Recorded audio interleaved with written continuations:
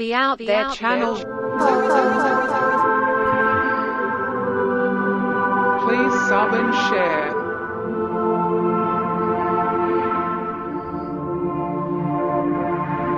Searching for the truth. UFOs, aliens, greys and ufology. Real images, real stories, real videos, real cases, researched and investigated by professionals in the field and cutting-edge discoveries. Multiple witnesses, abduction accounts brought to you by Team The Out There channel.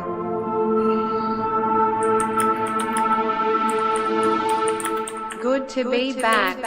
5, 4, 3, 2, 1. Action.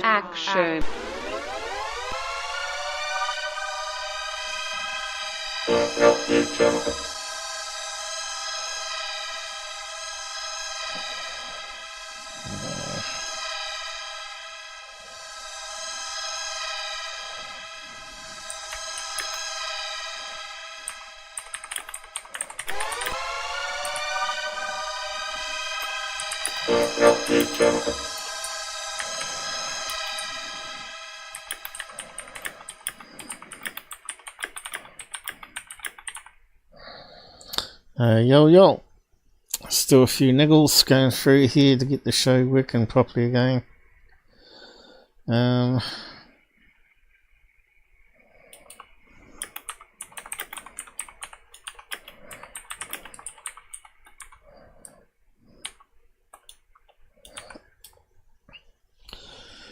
Yes, just trying to fix up this control here.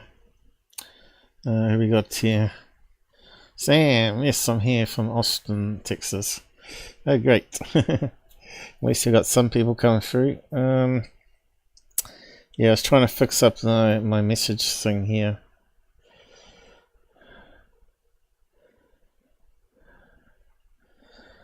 That keeps highlighting the comments. Yeah, I was just trying to figure out how to do that properly. At this stage, so there isn't no solution, I don't think.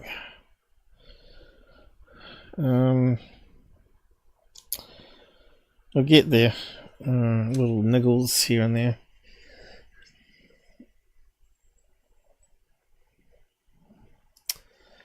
Alright, so what are we doing today? I got to do some gift sharing on YouTube as well. So I'm a good hour late, aren't I, to what I was going to start.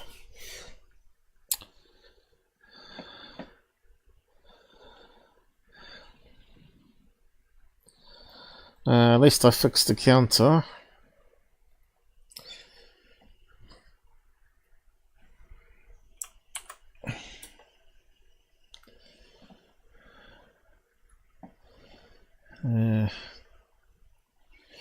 Okay, well that'll do, I suppose. Let's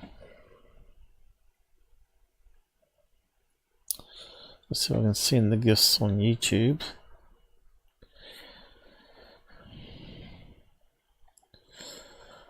Eyes are a wee bit foggy today. Always when you want to use the eyes are bad. Gifts, where's the gift button?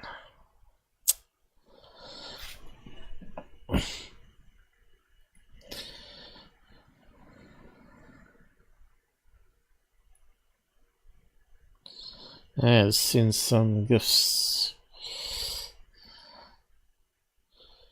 Okay, push the right button.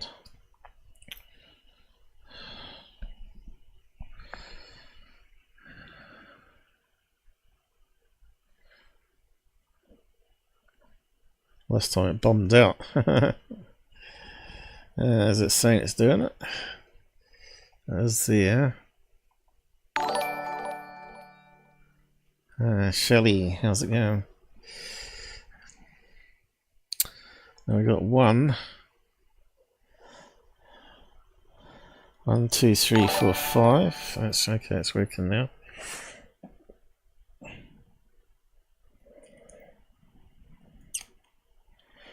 I'll pin that message. Pin my website at the top. Yes, man, it's getting slower. It's not me, it's the air. So either YouTube or Streamlabs that's getting slower and slower. So that was 5 gifts. Let me just read it. So I'm going to read it here. Kate, Dead Set, Fur Normal. Yeah, hello Shelly. I only counted 4 there.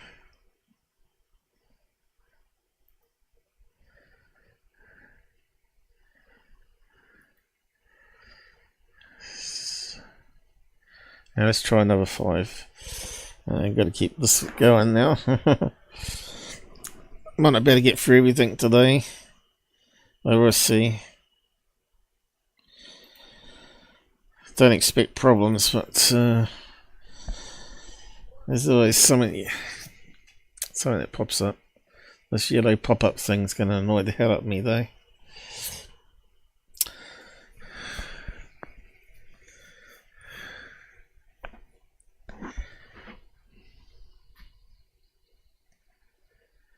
Yep, come on Google.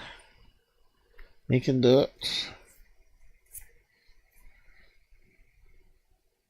I think that suppressed me right down. I bet the Logan Paul and others don't have this slowness when they give gifts. Should have done another 5.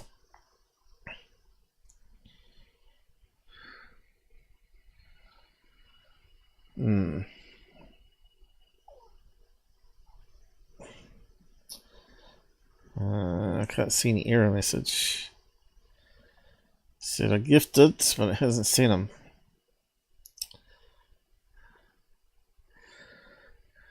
Really strange. That's broken, Google. Broken. Can I give away 5 now, is it?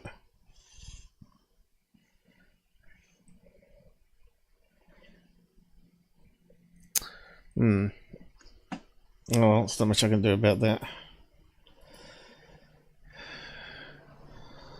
This is hopeless. They keep breaking things at work and it's really frustrating. Anyway. Where do we begin? I feel like I've forgotten something.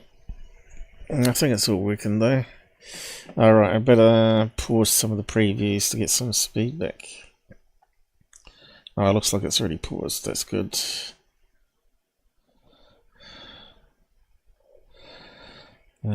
Pilled should be working a lot better than it used to. It should be updating properly now. So we had 9 people pass through while they've been waiting for me to start the show. Rumble has now kicked off. Yeah, so looks like it's working all good there. Rumble, what's it doing up there? Yeah, that's working. Hey, we should be in business. Alright, so let's start the show.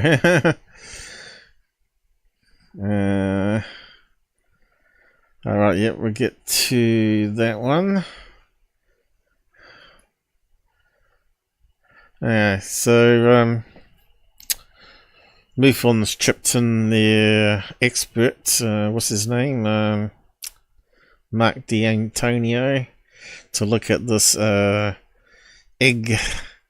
UAP. And basically, their expert said the same as what I did last week, saying it's highly suspect that it's a forgery video because of the fake green screen effect here. Normally night vision goggles are not this kind of green, is it? And also the shadows, I said the shadow looked a bit strange. You couldn't see the string.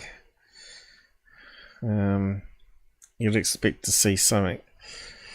But yeah, let's just play this. A clip of it anyway. They could, but where are they? If it's that big... Okay, he's in the red zone. I'll just go back to where he starts. Mark D'Antonio. Mark is a long-time UFO researcher. He is a television personality. He is an astronomer, and he is a photo and video. Yeah, apparently he does it free for MUFON, the video analysis. But if a TV show or someone wants their video analysed, I think he charges $1,000 an hour or something ridiculous. Did I miss something down here? Oh no, I thought I saw another message I missed. Video expert. So we'll say hi in the side chat if you want to chat. I wanted to tell you, I looked at this egg video, and one of the things that I felt right away was that a whole bunch of questions were just flooding into my mind. Things like, why is it being set down in a field somewhere? Yeah. Why aren't there any other vehicles or personnel surrounding it like you'd expect? Why is there no people being set down in a place that's invisible to prying eyes in a field? That makes no sense. Why isn't it being set down at a military facility, right? I mean, that's true too. And they say it's night vision, but this doesn't ring true either, other than the color. I've seen night vision. I've worked on night vision videos and analyzed many a night vision video. And we're seeing what looks like a filter that is making it look like night vision, but it was something done during the day made to look like it's at night. That's what I'm feeling right now. And part of that is the shadow of the object. That's what I thought. Shadow with a very sharp edge shadow of the object. And you can say, well, you know, they could have you know, lights on the thing. Sure, they could, but where are they? If it's that big, why aren't they closer? Why are the lights, where are they, a mile away, half a mile away, 400 feet away? Doesn't make any sense. So the shadows are wrong. Now I could say, well, as an astronomer, I'll look at the moon and say, hey, well, this could be like a full moonlight when the moon is like just rising. But that doesn't ring true either. So you can see the light source is coming from this angle here. And you can see it's definitely hitting the cord here and causing a dark shadow on the cord. So why isn't it not showing up on the ground too? There's no other indication in the video of light from anything other than something on that object. So it has to be a spotlight of some kind. But there's no hot spot anywhere on the video indicating where the light may be coming from off frame. Because the source of the light would certainly be visible to the night vision system that high up in the helicopter. And you'd see a hot spot just off the view. You know, I think Dennis mentioned the navigation lights would flash, and yes, they would. But let's say they had them off. You would still get the hot spot. That's true. If that's true, then all that's true, then I don't find this to be very credible. The other thing is, we're hearing a sound. You know, like, okay, let's make it a helicopter sound. Technical cameras, downward-looking, you know, technical cameras like this, number one, would not have sound associated with them. They usually don't. And number two... Yeah, I don't think you get any sound recording with night vision cameras. Not the green screen ones, the military ones. Phosphorus light amplification, right? They don't have any sound on them. But I could be wrong. Maybe there's some new ones out that do have sound. But why would you want sound in a war zone? You only want to get basically target stuff. So yeah, you get it on night vision security cameras, of course. Two, they wouldn't be in such an impractical location that they're right next to the cables, or you actually see the thickness of the cable blocking a lot of the important view. So this doesn't make any sense to me. I'm not sure if it was something being landed down by a regular helicopter, like I said, those survival pods that are egg-shaped, and someone's got hold of the video and green screened it with a filter.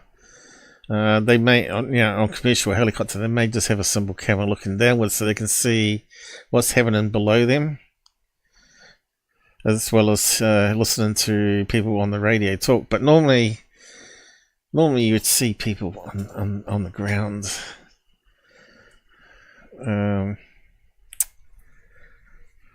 Ready to grab it, stabilize it. So there's a lot of things wrong with this. Yeah, for an object that's meant to have crashed, it should have shattered, really, shouldn't it? It looks in perfect condition. And so I think that, based on all that, and seeing the input from the fantastic photo analysis team as well, my personal feeling is that this is either a hoax or it's a recreation, and a bad one at that, of an event that may or may not have taken place. Yeah, so Shogun, how's it going? Thanks for joining us. I see my bot's finally talking to you. So if I don't see you, the bot will at least answer you. So yeah, not sure what else. We've got other people to talk about it here.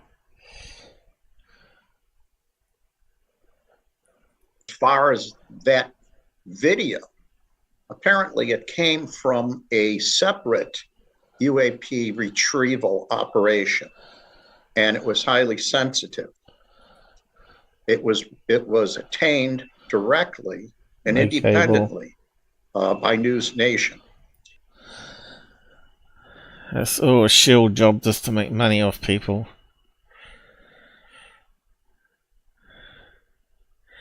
See, I reckon they should be fined for putting it out as news without verifying the sources and all that sort of stuff.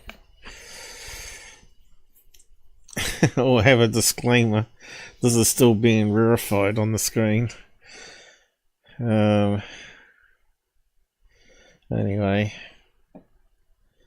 I guess I could post the link to you, that whole breakdown there, if you want to listen to it all. Let's see if we can do it. Why is it not doing it though? Does it now? Alright. MUFON egg. Says hoax.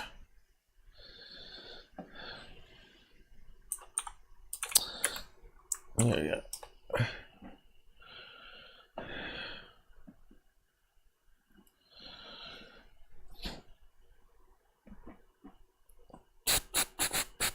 What's the next one? UFOman, this one here, 35 minutes of UFO video. So we'll leave that one to later. Secureteam, okay. He's put up a video that's nothing to do with UFOs whatsoever. But he's made some comments here in it that are incorrect. I'll just play it to remind myself what it was from now. Space that tells me. So essentially this episode talks about finding writing on the ground that says help and cool LAP, and it's done with logs or debris lying around the site, and it also talks about traffickers. Now, as you know, shipping yards generally do traffic people, especially in this location here, south of California. But it turns out the police investigated it and said it's some sort of crazy nut guy that goes around creating letters on the ground in that location there.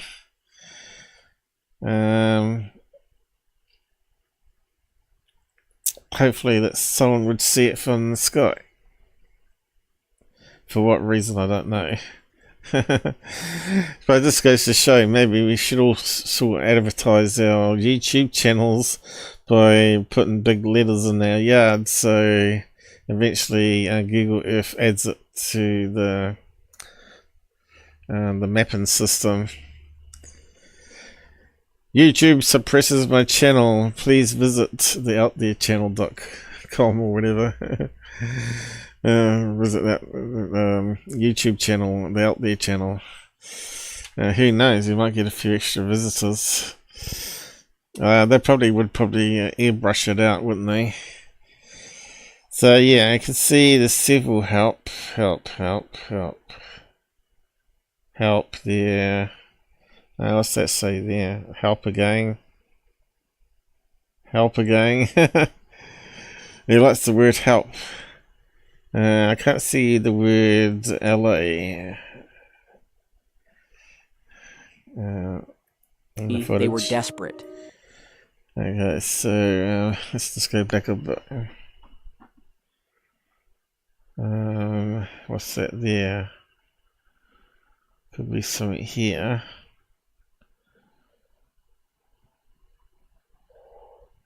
Can't quite read what it says. Money? I don't know. What's that say there?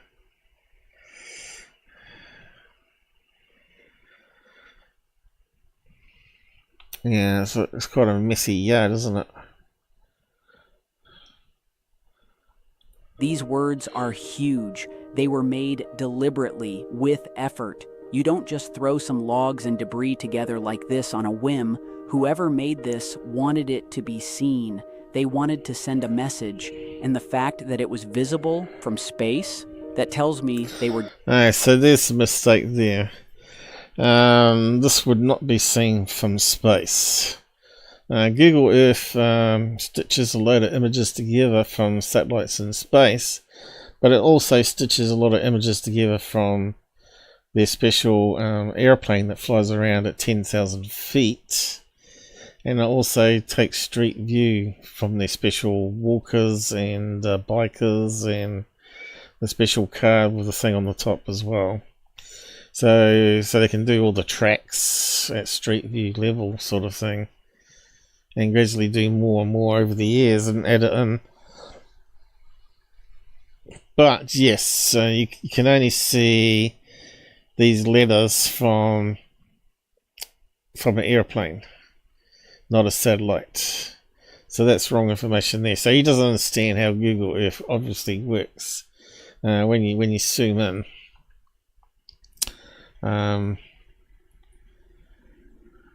It just brings in the next level of maps, right?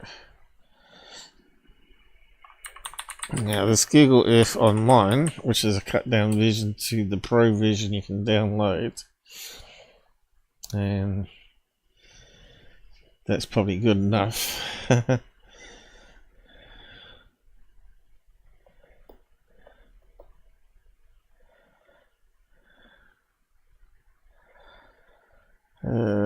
Do we have to log in to use it now?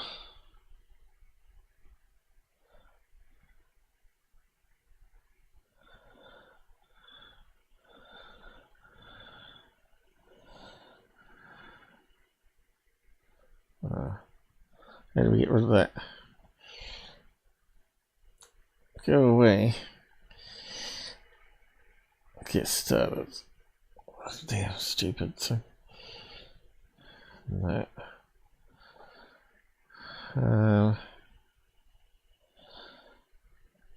What the hell? Let's change this system in here. Let's reload it again.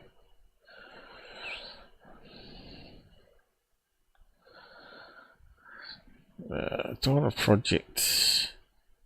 All projects, no.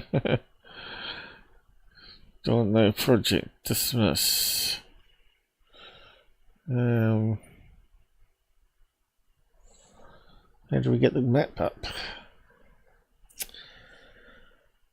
Unbelievable. Yeah. 51. Okay, let's get rid of that crap. Okay, I've got Area 51. So normally on here somewhere is altitude.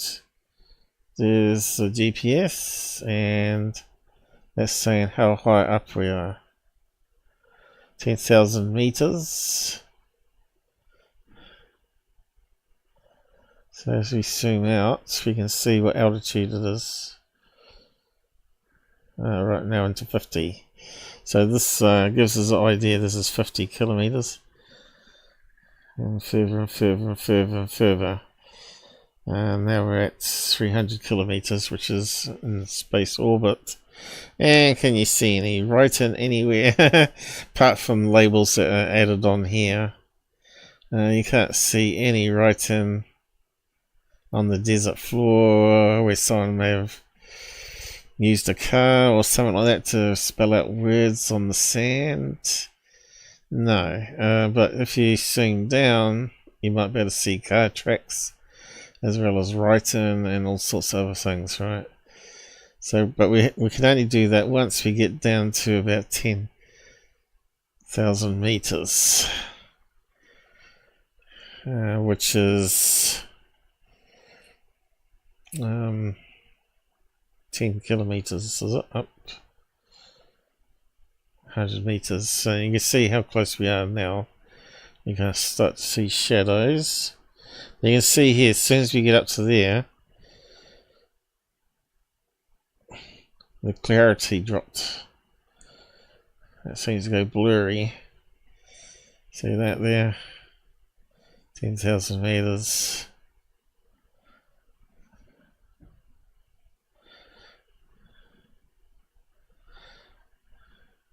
Of course, they haven't done all the map yet. That's another problem. Over cities, they do it first.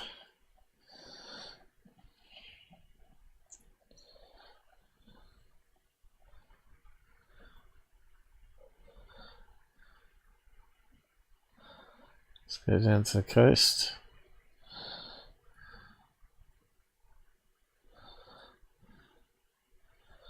Now we start to see more and more detail, like the waves coming in.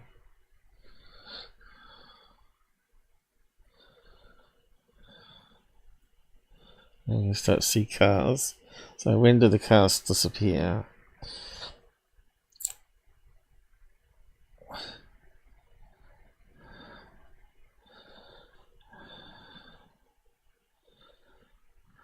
Oh, what's happened?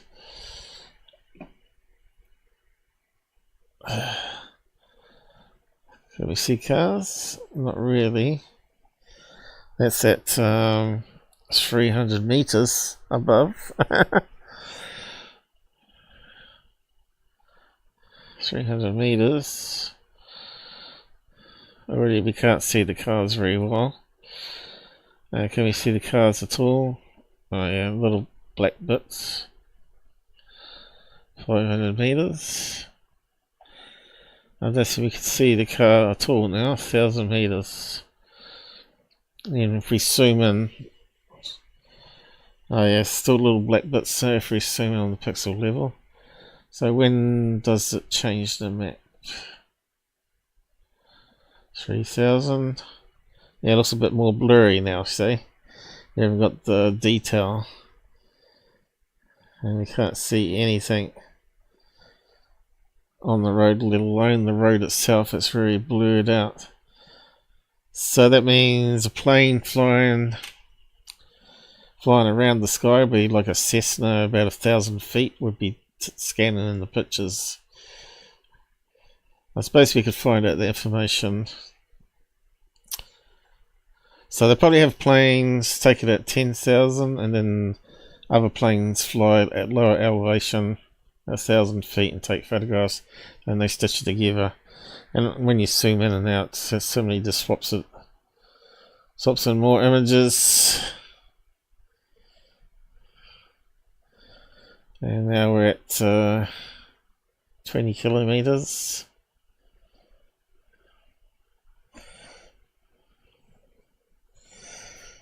Anyway, you get the idea. Now, this sort of information was known about the level of details, even on Reddit.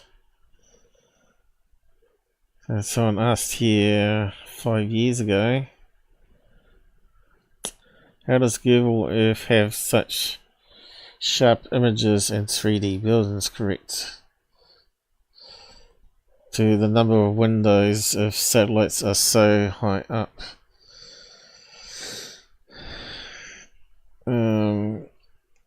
When you use Google Earth satellite view and zoom in, what you're actually seeing is images from various different altitudes. Once you're close enough to see buildings, which would be, looks like 1,000 feet really, isn't it? Details. This is likely an image taken by an airplane or helicopter. Satellite view is the wrong name for it. Yeah, it is really. Aerial view. The photos are made up from plane flying.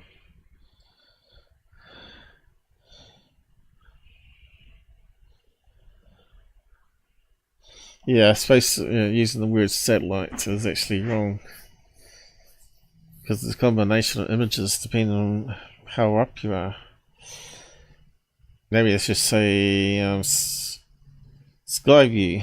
No, I don't know. Elevation view, maybe they should call it something technical.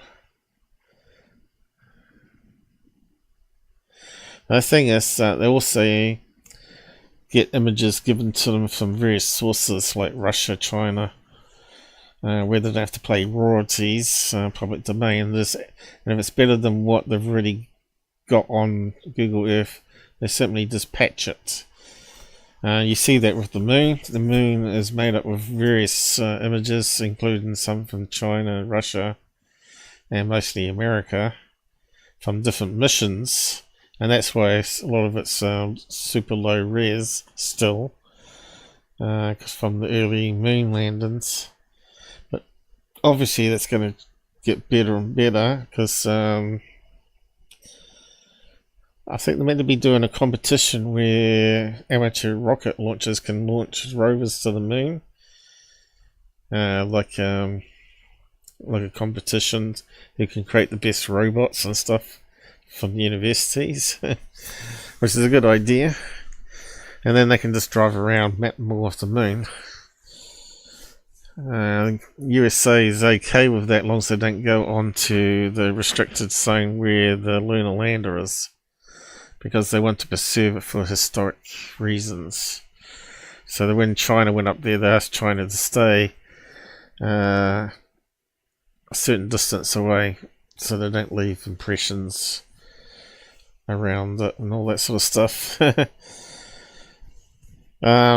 Why, I don't know. Maybe they want to go up there and LiDAR it and get it like a 3D map of it, you know, at some stage maybe, to preserve it, so they can make it like a 3D walkthrough going back in time, probably.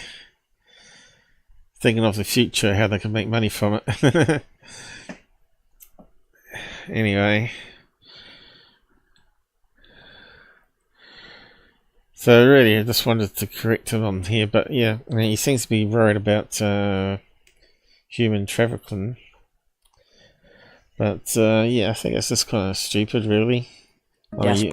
Desperate for some UFO channel to put that up. So there's no reason why he couldn't create a sub-channel and put stuff up like that. And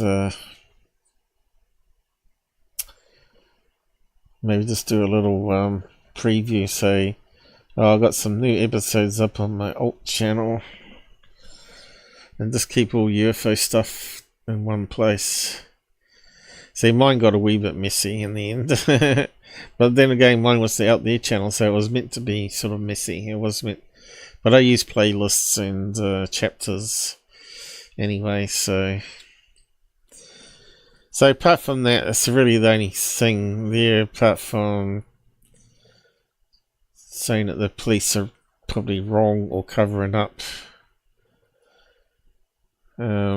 told. So, yeah, I don't buy into convenient explanations. Not when the... So he doesn't buy into the cops' explanations. Well, maybe. Maybe the cops are part of the money handover, right? There are good and bad cops, so who knows?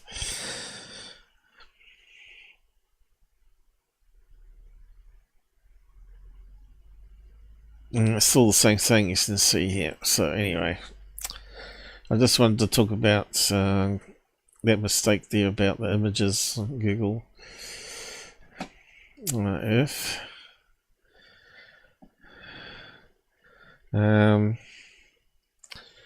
What's this one? Alright, so there's a couple other things come out with all the Ross Coulthart stuff with the whistleblowers. There's a group called Skywatchers who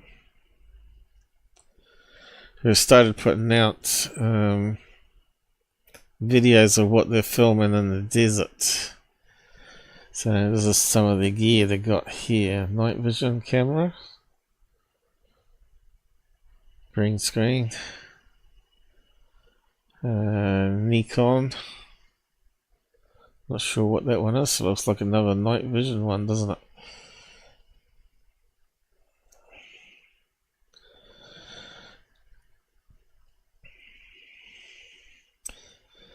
Anyway, so they've put up this. I'll just play a clip of it anyway, and then we'll have a look through the comments here. So we can play the original one here. We can play this S.Cambian version here. I'm not too sure about copyright, so maybe we'll play the S.Cambian one, screaming at them. Now, he didn't say, "Oh, you have to be a homosexual that's left-handed to be one." So this new whistleblower, what was his name? Jason?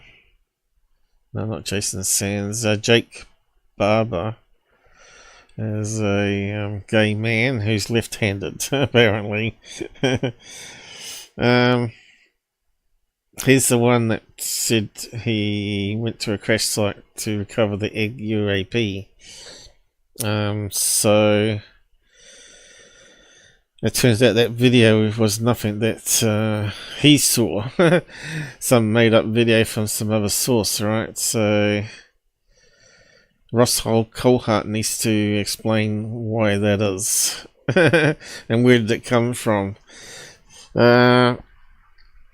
Things like the grifting on the whistleblowers, which have zero evidence. Yeah, if you're going to come out and say you went to a crash site with a UAP, that's an egg, you'd think you'd have something smuggled out to back up your claims, else it's just a story. And that's all we seem to get for stories. Roswell is one that's full of stories. And it's just not getting any better. But yeah. Minimize that down a bit. Oh, we got some comments. Roo Ryder, how's it going? How have I been? Yes. Not too bad, still fighting health. Thanks for asking. I just got my channel back after 2 weeks taken down. Google got you today. You've been a naughty boy. Was it community standards or was it copyright? This is why I'm sort of playing S.Cambian's, because he's playing their one on his channel. So I just say, well, I'm just doing it transformative, so I'm adding to what Steve's going to have to say here. Why is it not playing though? One of these people that could do this. An effort to reverse engineer. By the way, I'm currently recruiting left-handed homosexuals, so hit me up. These craft, that effort. We're going to see if you can fly an alien spaceship because you're a left-handed homosexual. Very quickly led to the idea. What the hell is he on about, man? That the power plant for these systems And the interface to manipulate that power plant wasn't done through a mechanical interface of levers of phalanges in order to manipulate control systems. It was done through the mind. Oh, okay. But you got to be gay. You gotta be gay to control it. Yeah, you think it has some sort of headset though.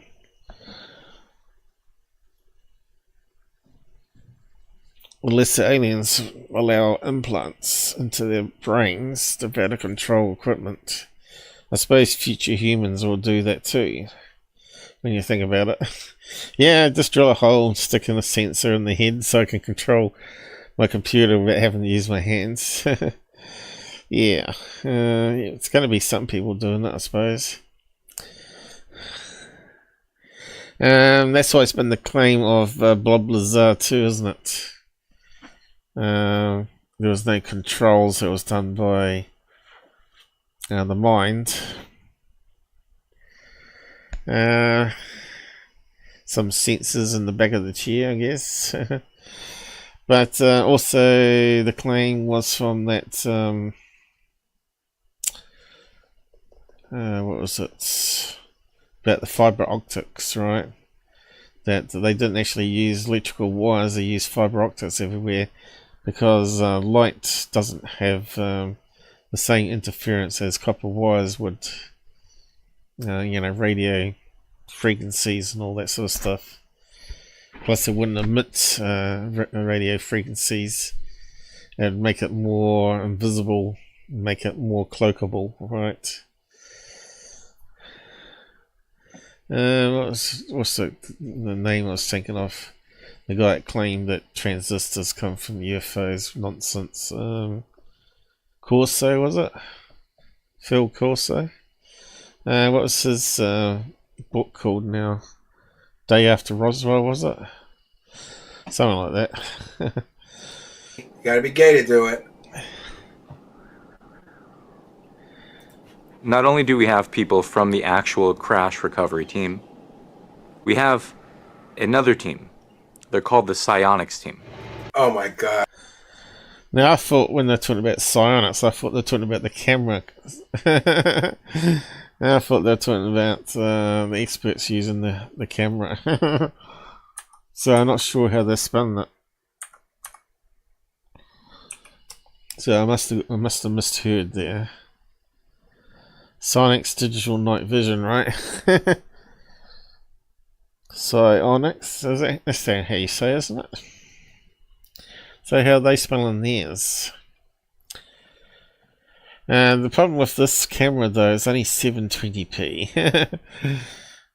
But they are bringing out newer versions, so whether they're up to 4K yet, I don't know. It's not really true IR. It's actually light amplification type camera. So it's similar to green screen night vision goggles, but they've added some false colouring and from the different filters they use, and then they just add it all together and amp up the brightness. And as you know, a lot of it's overexposed. When someone's filming a plane, it just looks like a big blobby blur of light. But it might get better with time.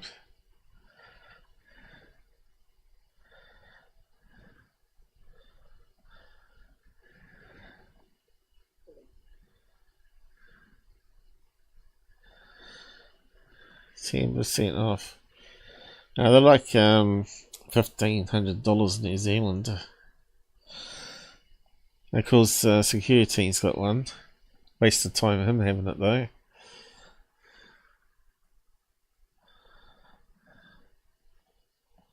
What's that? You can see what I mean about overexposure. You can see it's light amplification. But it's not really clear, and it doesn't even look like HD, does it? It looks definitely like 720p or less. But that's what you get with normal optics, and that's what their version of camera amplifies the light. But I'm not sure what that's meant to be. Can't see it there. Is it some sort of cell building behind? I don't know. What the hell is that? Looks like a sheet flipping around in the wind. Oh, right. Yeah, it is, isn't it? So it's like on a beach. Right. It's a ship, a boat. I didn't see that. A boat with a cell. That's the cell. Okay, you can't see it here. You can only see the light at the front. So it allows you to see all these other details. So it's a cross between the black and white IR and light amplification joined together. So yeah, that's what's special about that camera anyway. But it's still not good enough for UFO watching. I think my 4K dual lens cameras are better out the back here. This is getting so far afield of anything like reality. So what they're talking about, Sionyx? How they spell that? It doesn't have anything on the screen. Right? And guess how much evidence they've presented for all of these fantastical claims so far? Exactly none. You get it. It's just a story. We want to thank Duco Dues Alpha Ralpha for a kind and generous $2. One for the goal, who says praise the cash. Yeah, we got to check in with our goal. I got to slog through this. We got to hit our goal, friends. We are at 16 of 30. Not looking great. Yeah, so I see there's a new add-on on YouTube here called Goal. Let's see. I'll click it, see what happens. Let's have a play around with it. Make Super Chat more fun, it says. I'm not sure I can pop it out and show you.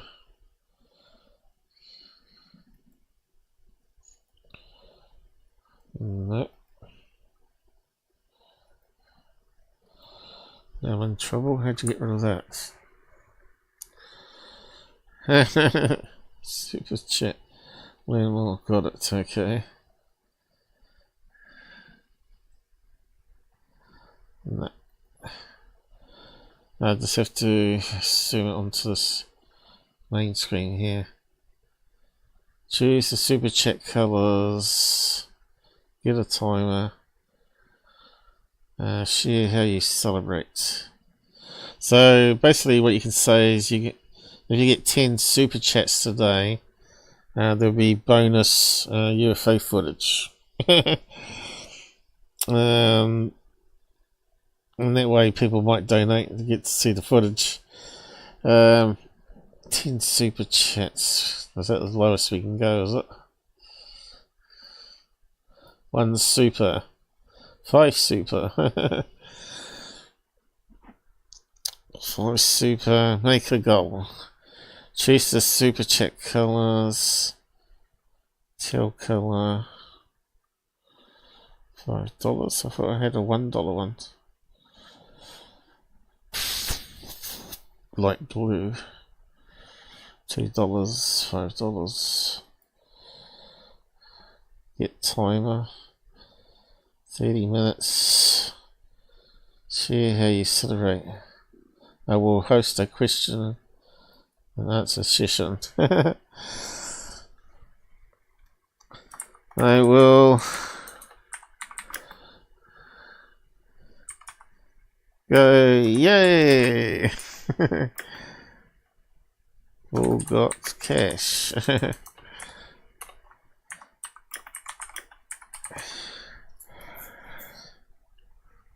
It's not much of a benefit, is it? Get inspired with examples. Yes. Start goal. Let's see what happens. This is on YouTube only though, I think. I'm not sure if he's added it in here. What's it doing? I think it's only showing up goal created. Altitude and started the goal. See goal. We'll go, yeah, we'll got cash. 0 or 5. Goal ends in 30 minutes. Okay. Well, at least we had to play with it. What's that at the bottom there? Buy and send. The super chat counts towards. Okay, I must have clicked another button there. Yeah. Sorry, I had to zoom in on the other screen. I wanted to drag it up here so you can see what I was doing.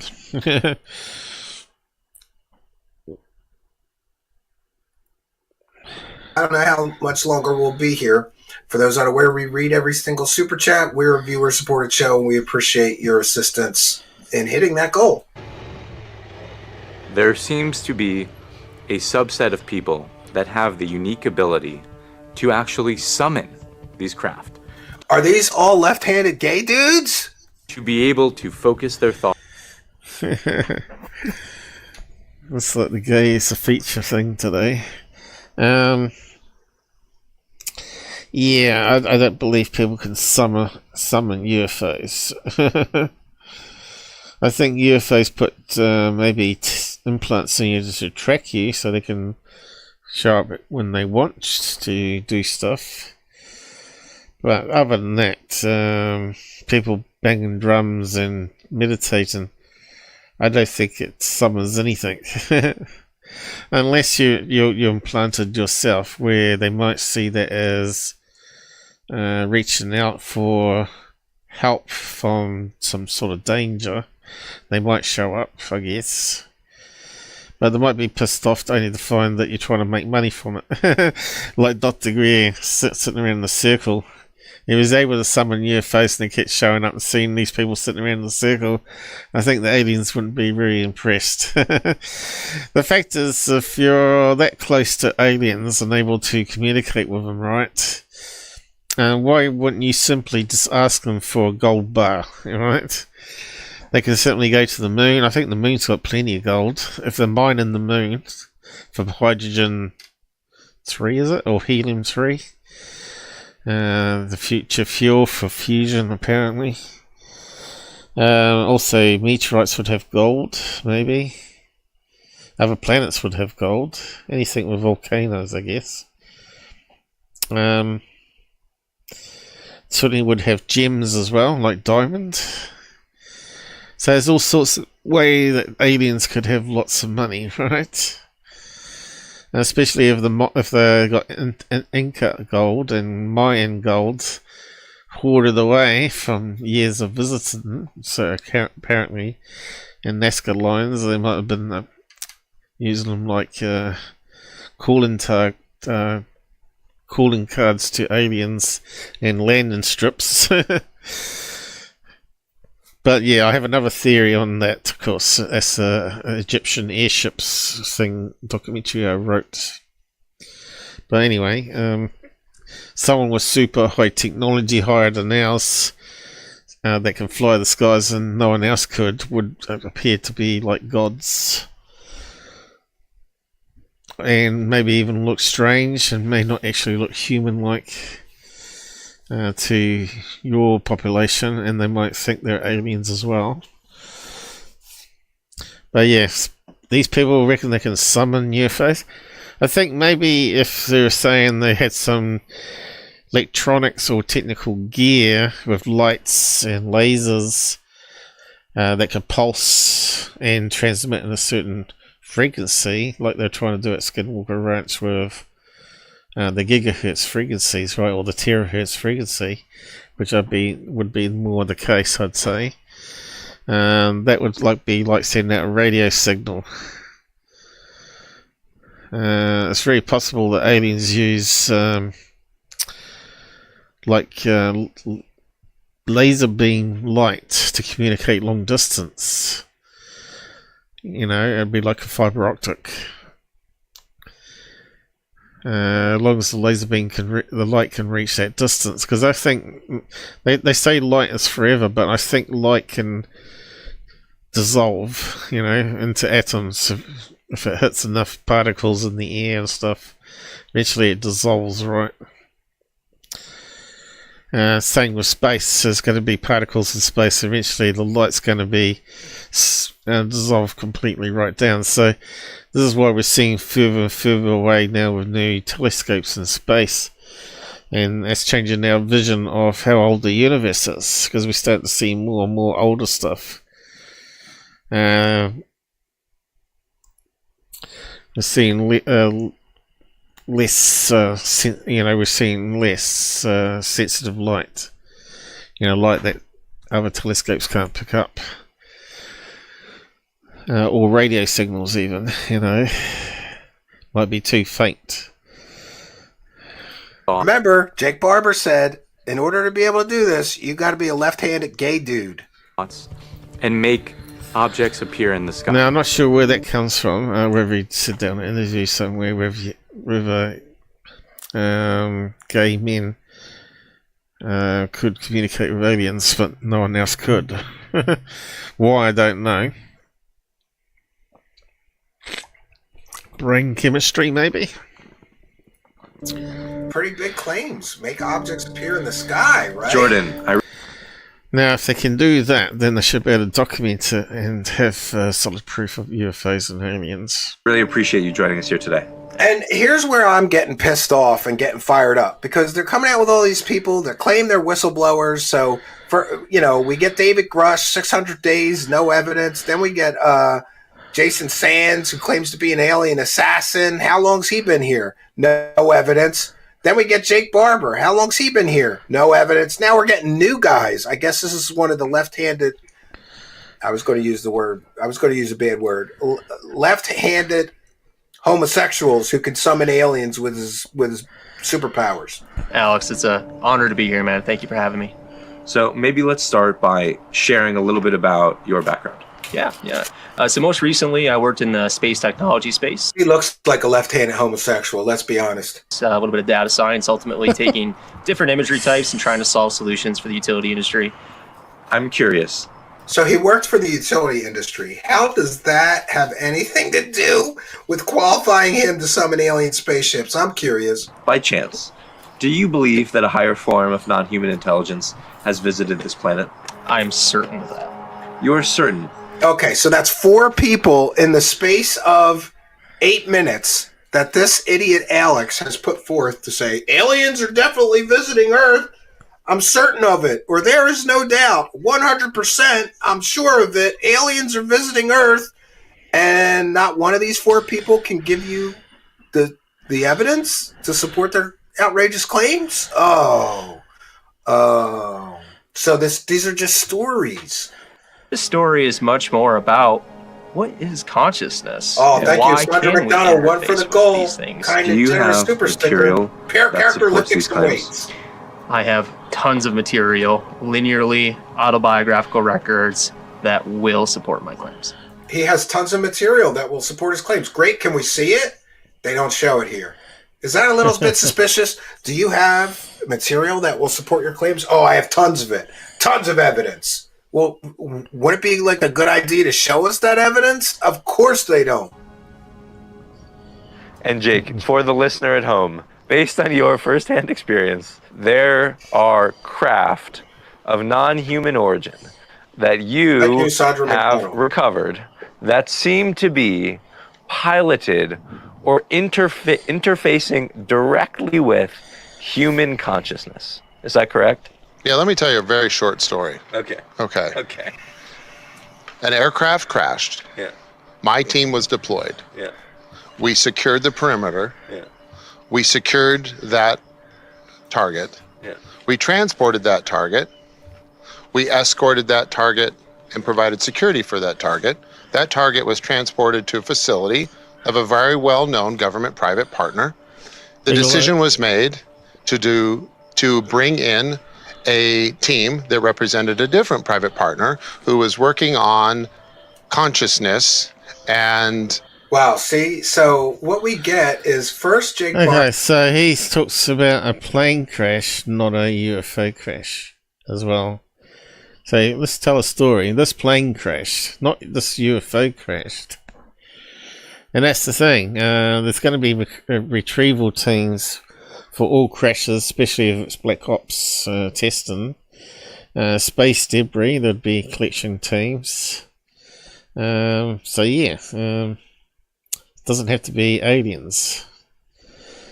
This is where this these whistleblowers may be getting confused.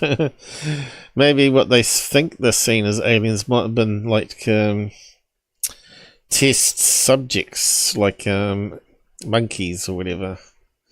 They got crisped up, but if you have a burnt monkey, it's going to look like a small 4-foot grey alien, isn't it? Some of the monkey eye slots can actually look quite big, as you remember that Jamie Mason was conned by a type of monkey in South America where they dipped it in acid and removed the fur of it, and it looked very strange. Barber's initial claims is, I was part of a crash retrieval operation that may have recovered an alien spacecraft. How did you know it was alien? I didn't know what it was. Now the story is evolving and becoming more grandiose, and this, my friends, is proof positive of BSery. The Secret to Everything by Kimberly McGeorge. Very kind and generous, $49.99. Yeah, let's just go on a bit. Steve interrupts it a bit too much. Jake, based on your first-hand experience, it sounds oh my God, there's that word, first-hand. Okay. Okay. Yeah. But it is... It's got to be a left-hand, or you ain't interfacing with them aliens, bro. First-hand. It is first-hand. It is first-hand. Yeah. Based on your first-hand experience, it sounds like we're living in a science fiction novel. And there seem to be craft of non-human... Yeah, and by the way, Jake Barber wrote a song... So this non-human term pisses me off because that can mean artificial intelligence, right? Which could be man-made. It's still non-human because it's artificial intelligence, but it's created by man to maybe pilot a plane, right?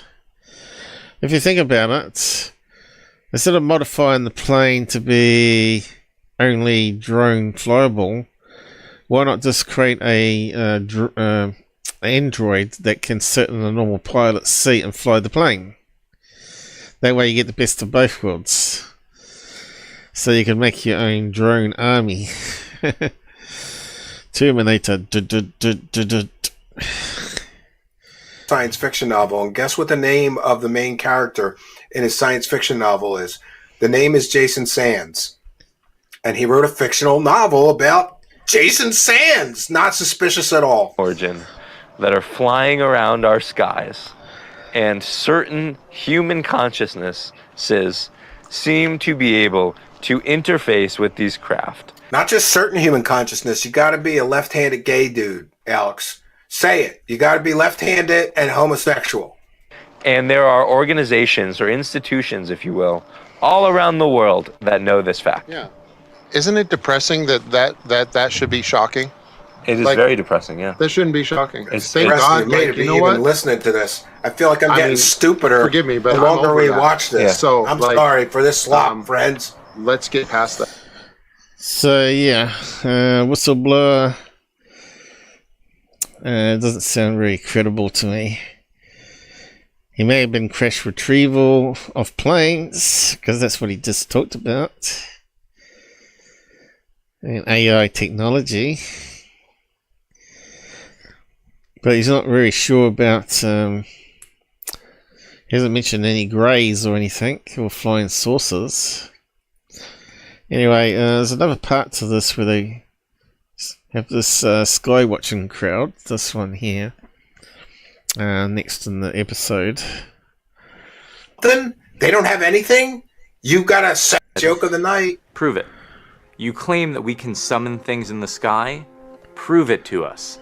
We've got the sensors, we've got the team, we've now assembled everyone, and we've asked these folks to show us and actually verify what they're saying. Oh, this ought to be good. And so here we are. So what they've done is, according to this, open tab,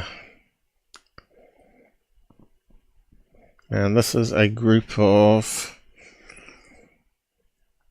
Skywatcher provides advanced aerial intelligence and protection systems founded by former military and intelligence professionals. Don't say what all their names are though.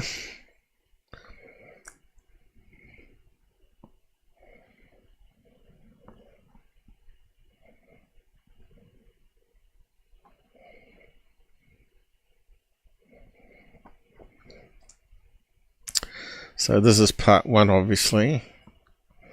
So let's carry on watching it.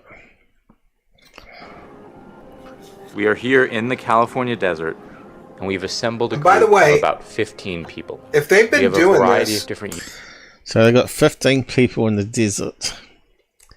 So that's quite a lot of experts, you think. But when you see the shabby work they do, they're not really much experts in what we do online here. Units within the group. If they've been doing this for this long, shouldn't they already have sensor data that they could show you? Shouldn't they already have videos that they could show you, pictures that... That's true. They should have something by now, because I have.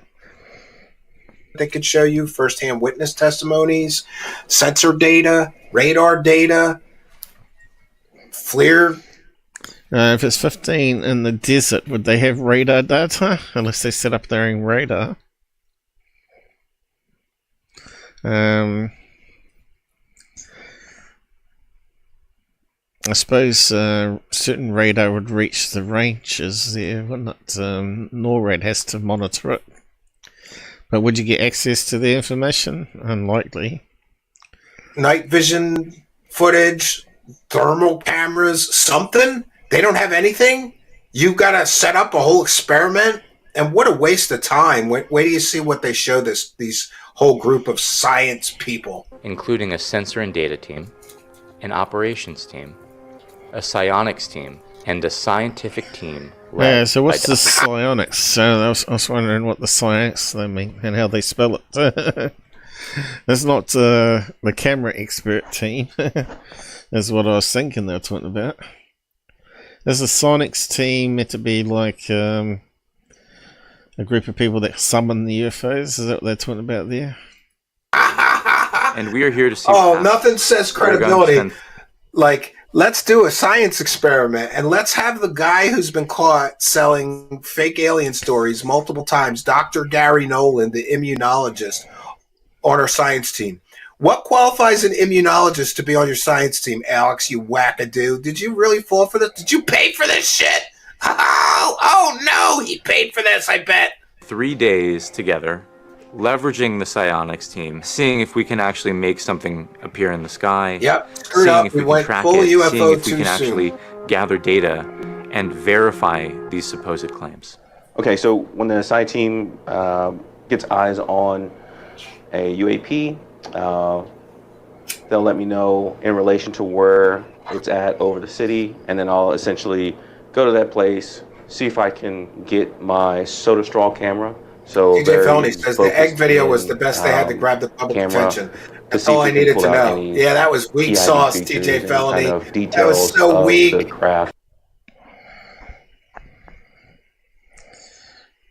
I can't hear what the guy's saying because he's talking over it. That make it unique. Everybody's heard of flying recreate that with an egg and a piece of string and a... Yeah, shut up, Stephen. Carpet. This project is aimed to prove what has not been proved in years past. It's to gather substantial evidence to show the American populace that there are substantial alien life and craft and everything else flying around. My name's Dan Flexenar. The new guy. Air Force. I've been the new guy with no proof for 20 years now. I've been in charge of rescue and recovery and medical operations for specialized teams. That's medical operations. What qualifies him to deal with alien stuff? Nothing. And notice how they keep trotting out military people, right? It's like they're recruiting military people to be a part of the grift so that more people are likely to believe. Throughout my career, and now currently moving into more of a civilian world for this. Yeah, so I'm 20-year Air Force Special Warfare. I joined in 2000 as a combat controller. Very air-centric, very aware of what's going on up above. Basically a translator for the two between ground forces. I agree, and guys that are up there. That is. I've seen a lot of things Definitely. that I just cannot explain. Here we are, and I'm not really sure what to expect. Same things you can't explain does not I think when you equate talk to to the aliens, teams, though. they That's have a problem. unwavering conviction that something is going to happen, that we're actually going to see things in the sky. Not only do they think that we're going to see things in the sky, tell you how long it took but we're going to be able to this track one it. We're piece going to of be able to fake actually proof gather. Yeah, Michael King donated £9.99 through Super Chat. Ding. Thanks, Michael. At least that worked this time. I thought it was on Steven's show. That guy is making heaps of money. Let's see, he had a goal set for like 30 or something like that. 30 super chats. $5, a couple $100 a show. Yeah, where is it here? Ding! What's that? Was quick. Oh, good. At least we got some stuff fixed. Anyway, I think the stats are all working. Not many likes on Pilled today. It was a bit of a mess start because I was trying to fix this here to open up the special big window, and I have to modify the mouse middle click to simulate Alt left click from middle click, and you see it works okay. But if I scroll and click here, I end up with the purple, which is annoying.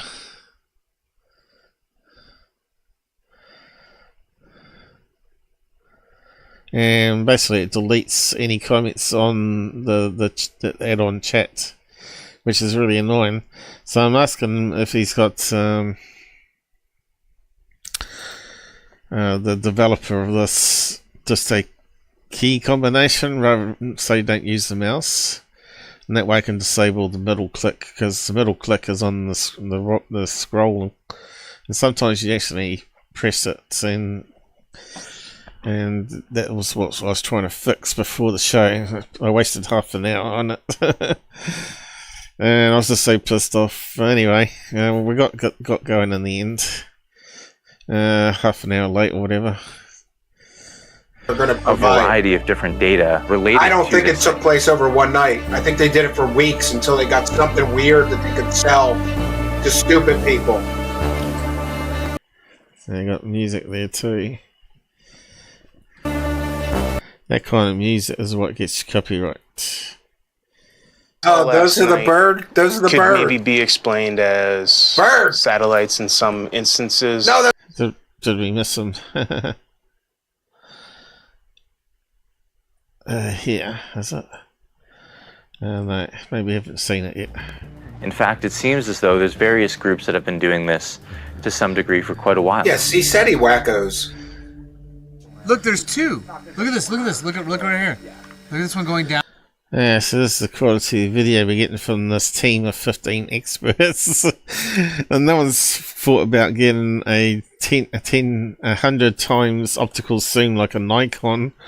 So yeah, I thought maybe they were filming this through Sionyx, but it seems that Sionyx actually means something different to these guys. I thought they were talking about the camera. But yeah, if you look at it carefully on this video, you can see what looks like long shapes and various other shapes. that look very much like birds, but my opinion is they're probably more likely bats. Let's see, can we step it? It's not the best of quality.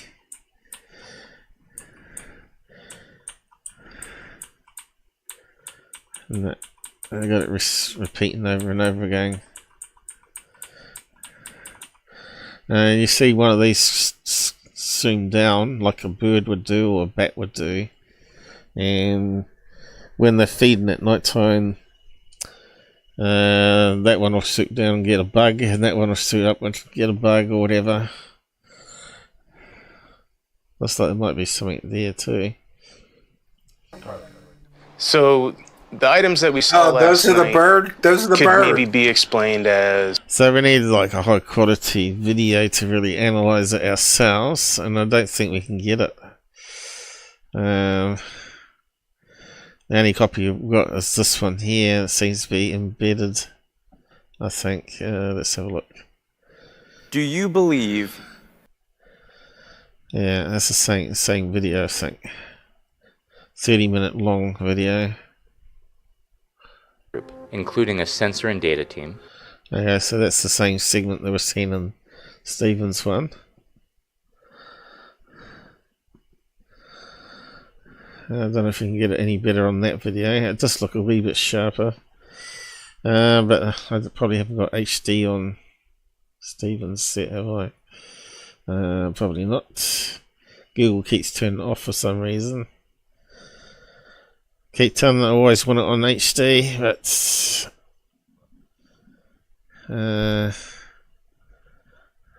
let's see if it makes any difference there. So I think it's a wee bit sharper now. Let's see, is it sharper than this one?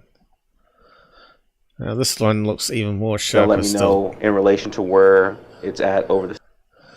So where's the birds?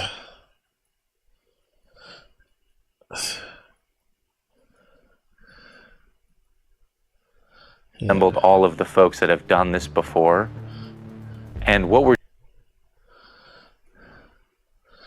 it doesn't look much better. Let's see. So obviously we're going to get a little hand movement unless it's on a tripod. So I'm not sure how they're filming this, whether it's on a tripod. I think they might be on a tripod. But you still get a wee bit of shake. Yeah, we can't. I forgot we can't step it on because it's embedded on X. It doesn't have the same stepping functions as YouTube has, as they don't use the HDMI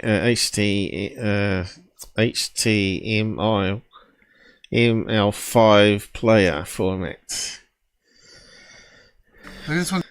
But you can see there, look, you can see the wings going up and down. It's either a bat or going bird. down and this one going up. Oh, motherfucker. So the items that we saw last night could maybe be explained as satellites in some instances. No. Or space trash. No. But really, when we started seeing erratic movement. See, these are not experts. You become an expert after doing 8 years every day video analysis like I do. These are not experts. We started seeing some vertical tracks, and then tracks going from like left to right in the sky, west to east, and then go. Look, you can see. Again, vertical, and then we saw the tracks change course, direction, and speed. So I think that's a piloted aircraft of some sort. I think it's either an intelligent being or it's being told. No, planes don't go up slightly then bend. What to do. Didn't flash. There's no FAA lights, whatever it's called. FFA and no FAA. It got bright. That definitely looks like what bats would do when they're hunting for insects. Brighter when it maybe had a reflective surface. I don't know exactly what it was. There's a That's right, he's totally clueless. A few explanations of why that could be, but I see those. So go back to Stephen, he'll probably say they're birds, but they're actually bats. Birds! Satellites in some instances. No, those were birds! Or space trash. Wow, those are birds! Really, when we started seeing erratic movement, we started seeing some vertical tracks. No tracks going. This Air Force idiot doesn't know what birds flapping in the sky are. Went from like left to right in the sky. Is that the bird? West to east, and then go again vertical. Pardon me. And then we saw the tracks this might not be the bird. change course, direction, and speed. So I think that's you know, if you were funded and you had 15 experts, you would have a drone up in the sky ready to intercept, right? With HD camera and massive LED spotlights on it, and fly up to where these things are and illuminate them and get some proper camera footage, right? And I've yet to see anyone in USA to actually do some proper research like that. Most of them have got ground-based stations, and they're not as good as what I've got with the cameras outside, a lot of them. RV Loeb has got one camera that looks upwards and another camera or a couple of cameras on the outside that can zoom in, a bit like I've got. He's also got other sensors there that measures EMF, magnetic fields, and radiation, background radiation at the same time, and puts that together with the data collection. They also use tracking software to track satellites and planes in real time and know exactly what's in the sky and try and match it.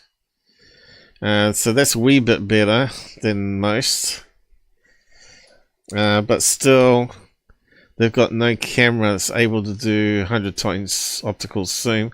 They haven't got a drone that sort of will detach and fly up to anything it detects. Which could be done with artificial intelligence, if you think about it. You know, some of those DJ drones can go for miles.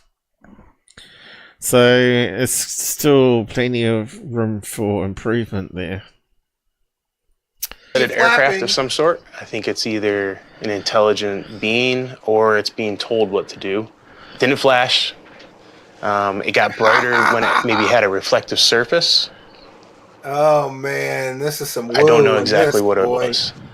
There's a few explanations. And you'll have to excuse me because I am literally half blind, but I think that might be the bird footage. If not, I will correct myself after I review that footage, more magnified. Why that could be, but I see those in a varying range of places, from Emporia, Virginia to Fayetteville to... Yeah, you know what else flies in those areas? Birds. Yeah, I just covered the egg one to start with. Rue Ryder, you joined just after I finished. Yes, it's a hoax. Also, your thoughts on Jake Barber.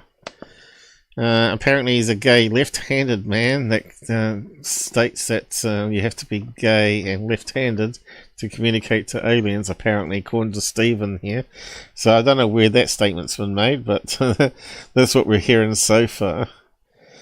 He comes out left-handed, and now he's getting on big podcasts. Well, it's a good way to make money.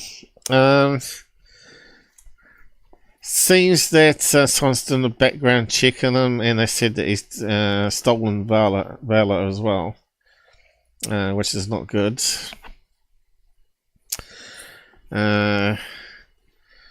And a lot of the stuff Mac claims are not sort of adding up, but it does sound like he is a mechanic. I think someone said mechanic in the field. So why would he be on a retrieval team? I don't know. I suppose they would have mechanics and medical people with them. But anyway, in the end the truth will come out. And all the bullshit liars that are trying to grift off it will get found out, and they'll make some money out of it, but it won't last forever. And it just ruins the field a wee bit, right? But anyway, we got to cover it here to let people know what's going on. But yeah, in case there's something actually really legit comes up. So this video they're showing here could have been something legit, but clearly there's a lot of mundane things that explains it, you know. And they haven't really, you know, unless you got something that's really up close, 300, 500 feet away, and it's doing hypersonic speeds. And it's like those things on the screen there are bats, right? We're not seeing them suddenly stop, hover, and then shoot upwards, you know? If we saw that, then we could say, well, that's kind of strange. That doesn't fit. It's going too fast for a drone to go up that speed, blah, blah, blah, blah. But then again, now we've got hypersonic drones, you know, like DARPA projects. So who knows? There may be military drones that can go hypersonic. But commercial stuff, no. So it's still going to be a messy field, whether it's aliens or us, unless the military come clean on everything, which will never happen. Because we're always constantly at odds with people in the world, wanting to start wars with Russia or China or whatever. Dummy. Here, I've seen them everywhere. Only explanation I have is that it could be reflective light or part. Now, California is where they are in the desert there, isn't it? That's full of bats. California has a load of bats. And that's where Stephen Greer goes to. And when you're showing your IR laser pointers at them, bats can actually see IR with their eyes. Or I think so. I think I looked it up before. Can bats detect IR laser? Or maybe just AI. Yes, some bats can detect infrared light. There you go. Including vampire bats' ability helps them find food and locate blood. So there you go. So if you fire a IR laser pin at them, they're going to get confused because they're at nighttime hunting, right?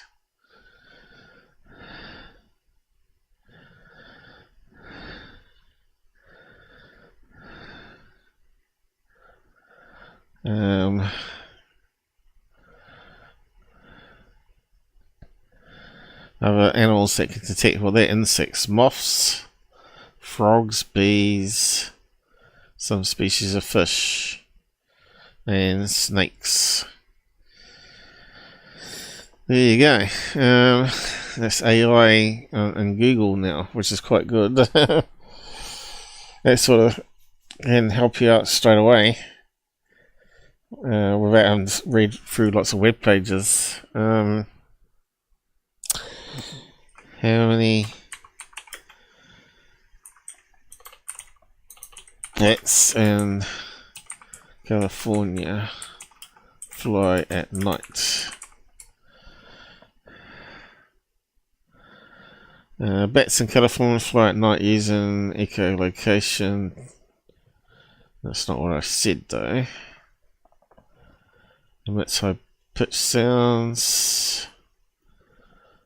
Hunting. Bats use echolocation for feign like mosquitoes, mayflies.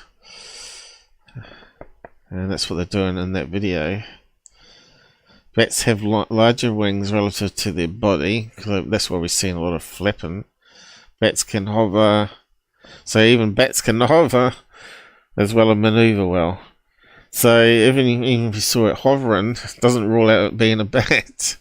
Bats can crawl on their front arms. Yeah, I've seen that. Why?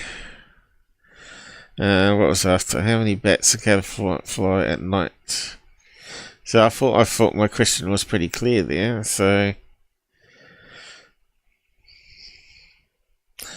maybe let's try how many species of bats in Cali. California has 25 known species of bats, making it one of the most diverse bat faunas in the United States. Some species of bats. How many bats exist in Cali? So we're just looking at one state here, not the whole America. What numbers, like millions or what? Not how many species. How many bats are there in California? That's what I'm asking. And that's saying the wrong thing as well. Texas has 47. There you go. Oh, don't want to touch that. Go and click the wrong button. There was a picture of a bat here just before, and now it's gone. I was going to look at it. Where's it gone? Oh, damn it.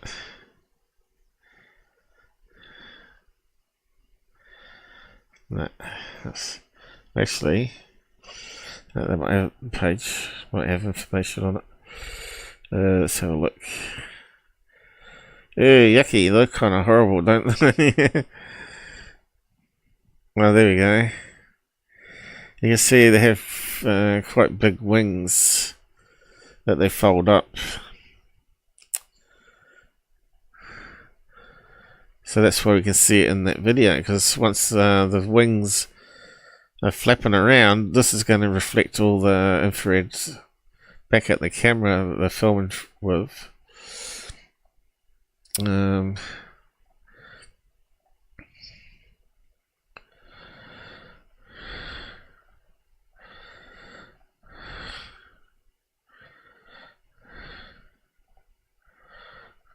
So it still hasn't answered our question. Is it millions, thousands, hundreds? How, number of bats. I bet if I said in the world, it'll give us to us. There are more 1,400 species of bats worldwide. Megabats. Fruit-eating bats with large wingspans. Now that sounds like in Australia. What they call them? Flying something or other. They don't call them bats in Australia. Flying... what's the name of them? I've already forgotten. It doesn't matter.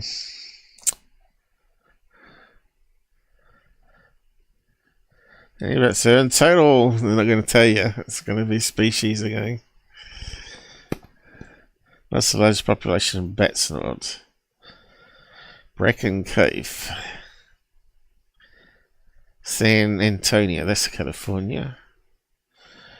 With more than 15 million Mexican free-tailed bats. There you go. So there's going to be some flying around in the night sky, isn't there? Anyway. What's going on here?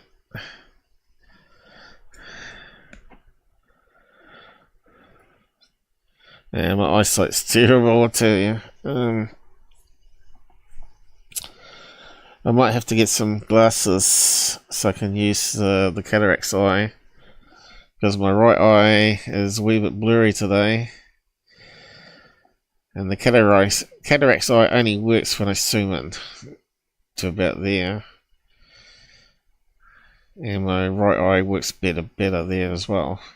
But yeah, it's almost like I need glasses, one for the cataracts that converts it from far-sighted to short-sighted. I don't know if it's possible. It must be able to. Anyway. Particles. I just can't afford all this outgoing money on that stuff anymore. I'll just make do with what I've got. That are in our inner atmosphere. But besides that, when they start moving and tracking in different directions, I think we're seeing some sort of a craft of some sort. The Batman mobile. Oh, man. And shouldn't they have better telephoto lenses, right? They should have a better way. You think you're seeing alien spaceships, wouldn't you Yeah, you have to find a way to get an up close picture on you. Have like a really good camera. The best is that a star there? You're just seeing. Best you could do is dots on a huge screen, little tiny dots on a huge screen, and we're supposed to believe this is alien spaceships. Anyway, I'll post the to link look behind me, and that's when I saw. I'll post a link to the X, and you can watch the one without interruption, I guess, later if you want to. But I'm just telling you, there's no UFOs on it. It's just garbage.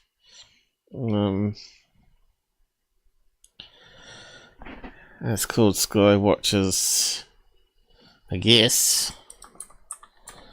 I think Ross Coulthart is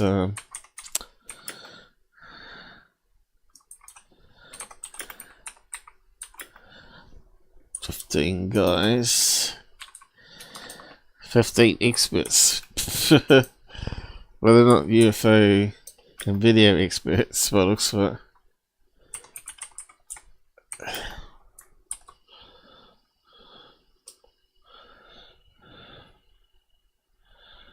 Did I see a comment there?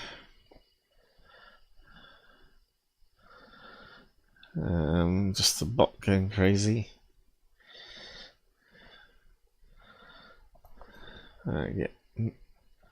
There's the purple things going.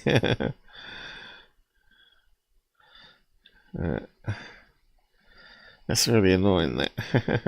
Anyway, it doesn't really matter. I'll see if I can fix it next time. Yeah, so we got another video they do. It's the Mothman. Whatever it was. Suddenly, Fred saw a second object appear above. Yeah, so a lot of this is artist rendering, right? Not actual photographs or video. So he saw a UFO traveling on the side like that. It looks very much like a balloon. Fred's drawing. It was all gray, matte, like not shiny at all. Did he remote view this, or did he see it with his own eyes? Elongated oval, where it looked like there was. Where's the video of it then? Where's the pictures of it? All we get is a dot. Yeah, exactly. Where's the video? Damn drawing? The bottom half. What a bunch of losers! It made absolutely no sound, which doesn't make sense because. Well, balloon don't make any sense either, mate. Of its proximity, like if it was small, it was something maybe the size of this razor. Then it was really close. It's always an artist rendering. Absolutely. 500-600 feet. If it was larger, which I kind of believe that's what it was, you're looking at 5 to 8 meters long. So he believes in it. So he hasn't got stereo cameras on it to work out the distance away, focal length, and all that sort of stuff. Then you can work out the size. Then it was 500 to 600 feet away, and you couldn't get a video. That's the best you did with all your high tech. So even back in Gulf Breeze, Bruce McAfee made up a stereo camera for that guy. What was his name now? To take a picture of the UFO when it came back, so then they could work out how big it was. And it makes it too complex to use double exposure then. And he did get a picture of it, but apparently Bruce McAfee didn't make it public, only put it in a book. And you have to make a special set of glasses to be able to have each picture over each eye to be able to see it in stereo, which is a bit of a shame. He's rest in peace now, though. So, but that's something he should have redone and made it available on his website. Anyway, equipment filming a craft that was 500 to 600 feet away, or did he say it was 500 to 600 feet in length? I don't know. If it was small, it was something. He didn't know the size. He's just saying if it was small, blah blah blah. If it was bigger, blah blah blah.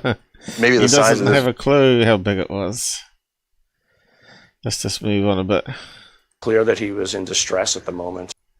Was his perspective. Oh yeah, let's get the opinion of the guy who's been involved in multiple UFO hoaxes, right? And for-profit fake stories that were proven fake or that they never provided evidence.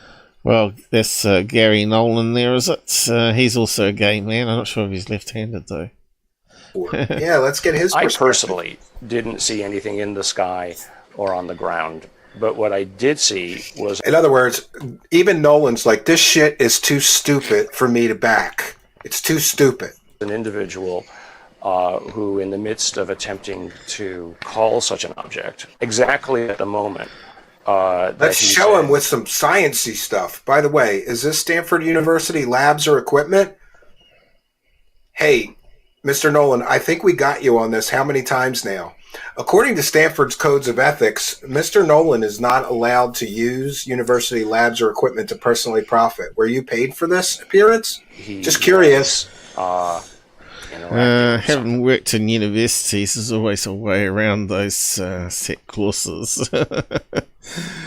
Like you can say, well, it needs to be calibrated since the new parts have got thing.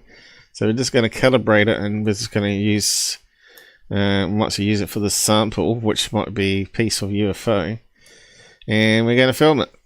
And that's acceptable because it's being tested. It's not actually being used normally to make money. So there are ways around that where you can get permission to do that. So Stephen might be wrong that he's doing it against the university's policies.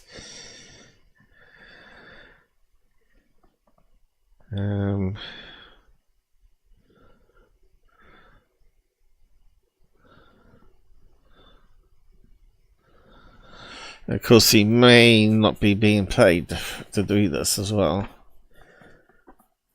And he might be just demonstrating the equipment for learning. So he writes it off as a learning expense, the power of it and all that sort of stuff. So, yeah. Anyway. The individual on... Oh, I seen a guy who said he was communicating telepathically with the alien spaceship, and he said he was, so... Roof, who had the cameras, saw something. When we reviewed what it was that the person on the roof had seen, something showed up. Yeah, but did he see it on the camera, or did he see it with his own eyes? And this is what he saw? It's garbage, isn't it? So, yeah, that could be a balloon, it could be a bug, it could be a bird. It could even be a trash bag. Oh my God. It was 2,000 feet away, and this is the best they could do? A potato could take a better picture, Gary Nolan. A potato could get a clearer image of an object in the sky that was only 2,000 feet above you. Come on. Or 2,000 feet away from you. They're claiming that the object was a maximum of 2,000 feet away, and this is the best they do for imagery. That could... Yes, see, it's really out of focus as well. Could be anything, including a child's balloon. And it could even be a bug that got let loose, right? Oh no, it was an alien spaceship. Trust me, bro. I mean, it was fleeting, but it was clearly not a bug. And so... How can you be sure it's not a bug? Because they didn't see it with their own eyes. They can't say, oh, that's what they saw. They just found it searching the video. So, it wasn't a bug. What do I have? It must be an alien spaceship if we're sure it wasn't a bug. So that might have been a bug, and what the guy saw may not even been picked up on the camera. You see, you have a person who claims to be doing something. It was clear that he was in distress at the moment of the supposed interaction. Somebody being in distress, again, somebody's emotional state is not proof of alien contact, Gary Nolan. And you should know that, super genius of the millennium. How much college did your mommy and daddy pay for you to come up with such profound insights, you dumbass idiot? And at that moment, something is seen. What do you have? You have a correlation. There is no correlation. Come on. So we have an egg-shaped object that our sensors caught moving in one direction, supposedly connected. This is 10x zoom. Yeah, so this is the footage. And it says original footage. Stabilized 10x. Is it optical zoom or digital zoom? I say it's optical. 5% speed. Okay. And here's the object, which could be a bug. And they're claiming the object was 2,000 feet. Could be a balloon. Could be a bird. Feet away. This can't be 10x zoom if the object. Let's see, is there any flapping? If it's a bug, it's very hard to see the wings. A bit hard to get back on it. Object was only 2,000 feet away. But I'm no photography expert, but come on. To our Sionyx team. And this is 5 times speed. So when they say Sionyx there, I thought they're talking about the camera. That wouldn't be HD. So now they're gone to not a real image, but a rendered image of what they claimed they saw with their eyes, right? So what that means is that this thing just flew. Have we got a still zoom of this? We haven't. Right by the camera. This could be a bug. Could be a balloon. Could be a balloon if there was high winds. And why don't they give us any data? What was the wind speeds? Right? Where's the sensor data? Don't you have sensor data? Did you check satellite tracking software? Did you check Flight Radar 24? Can you eliminate prosaic? No. Because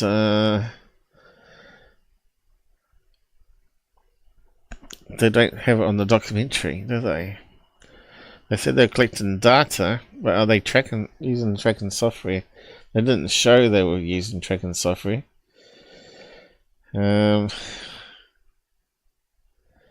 But they should, when they're analysing this, they should say, well, there's nothing on the tracking software, you know. Here's the satellite view, here's the plane view. It's like when I do my sky watching, but here, it's crappy documentary, and they don't even tell you the basics. And we don't even know what type of camera. We don't know the focal length of the camera here. No technical details whatsoever. We don't know the date and time. Explanations like a bug or a balloon. No, they don't bother to do that. They jump right to alien spaceship. And if this is 5 times...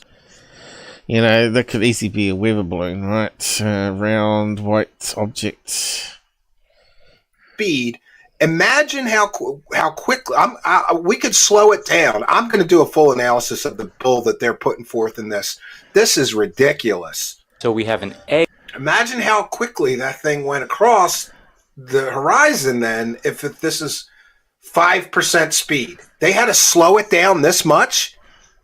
Egg-shaped object that our sensors caught moving in one direction.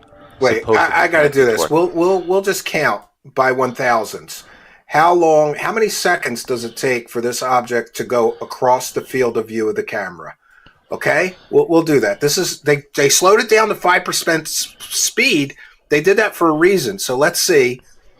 1001. So we have an egg-shaped object that our sensors caught moving in one direction. 1004. Supposedly connected to 1005. 1006. And the disc. 1006. Do you count the first one though? Is it 5 or is it 4?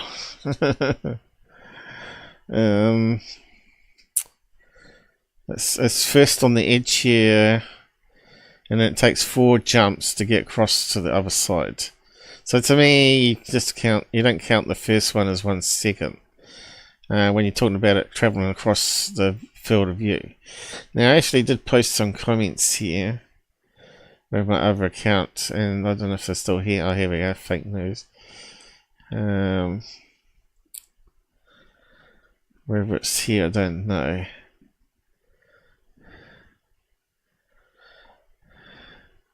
Oh, here we go. So speed 5% of 30 frames per second.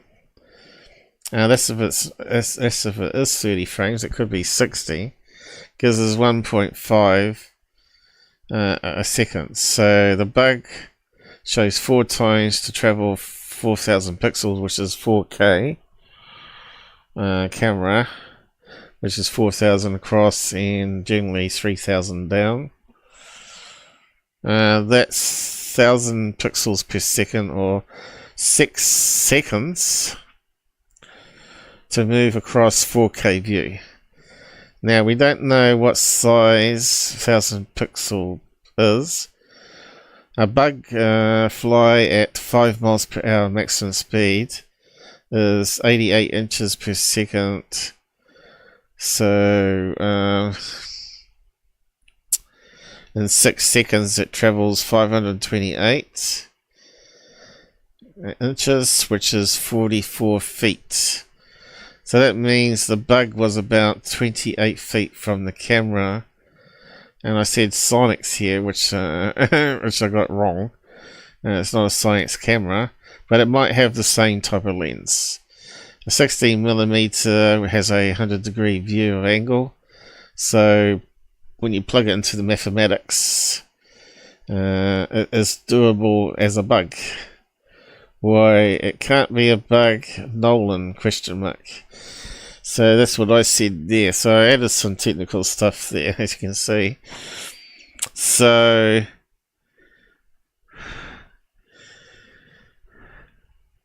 I didn't mention it was 10 times soon. So if it's 28 feet away, we got to times that by divide that by 10. Gets us the real field of view. So that 28 divided by 10 is 2.8 feet, which would be a bug going across the screen, right? It fits more of it being a bug than anything else, traveling at 5 miles an hour. And here they put rendering up. And you can't quite read it here, but it says here rendered, which is pointless, because that's then, you know, as birds move across off sensor and blur, they do form these type of triangle shapes as part of the artifact, and bugs as well. Bird on motion blur, so it's misleading. Bird motion blur camera. And I think you need like not 30 frames a second, but a minimum of 5,000 frames a second, I think, or 10,000 frames a second to see the wings flap.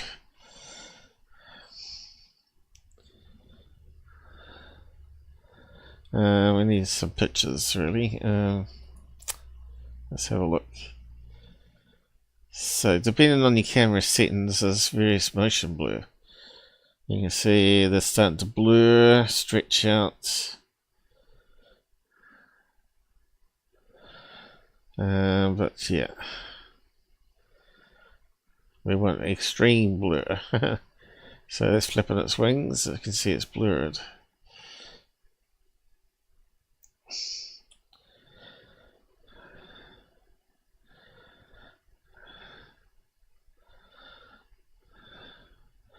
We probably need a nighttime shot, probably.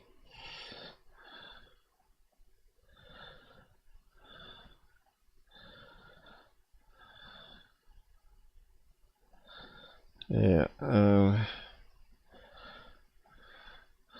So those ones are up close as well, but there's some motion blur. We want a distant shot of a bird flying.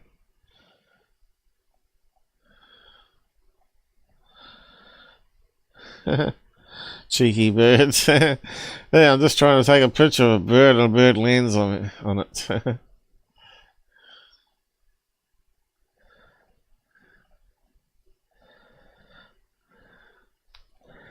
All these ones are too close. We want distant. Oh, here we go.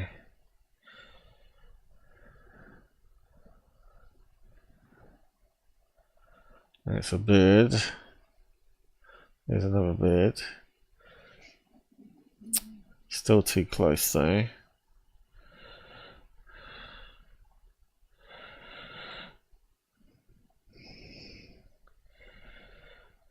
The cameras, you know, they have to have really fast shutter speed to process the image even faster and faster. So when you're doing 10,000 images a second, that's fast enough to capture individual flaps of the wing, right? And those ones are really blurry. But they're not flying. We want flying one. Where's the flying side view? Yeah. Far side view. Oh, yeah, that's right. I'm not sure that's going to narrow it down for us. No.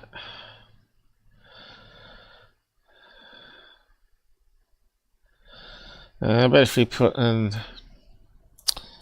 bird UFO, we'll probably get some better ones. There we go.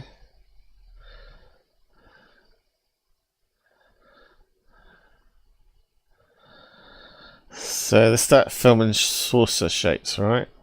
You got the tail fins. You can't quite see the wing because it's on the side. And then you got the head with the beak, right? It starts looking like a saucer. And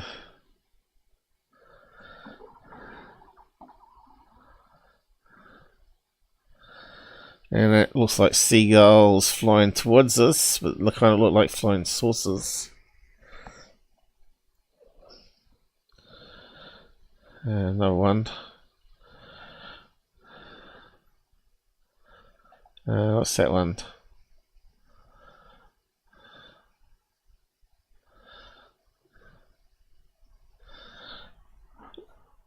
Looks like a botched up hoax. Yeah, not too sure.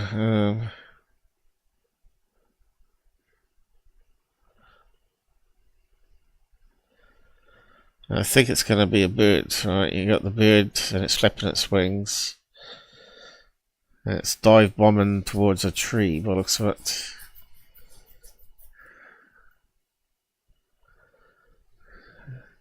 And it looks like it's sort of got split rolling shutter effect.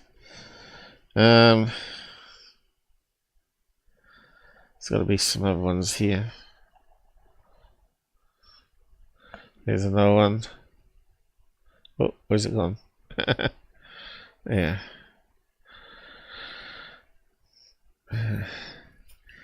So I guess that's what they would have seen. It could have been a bird fly across the screen. Or a bug.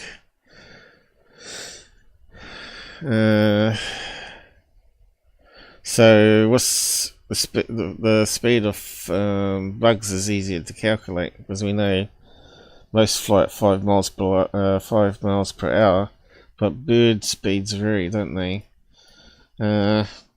Typical. So that changes your mathematic formula. So if you say it's a bird that we're feeling, then we can work out how far away the bird was to travel across that field of view.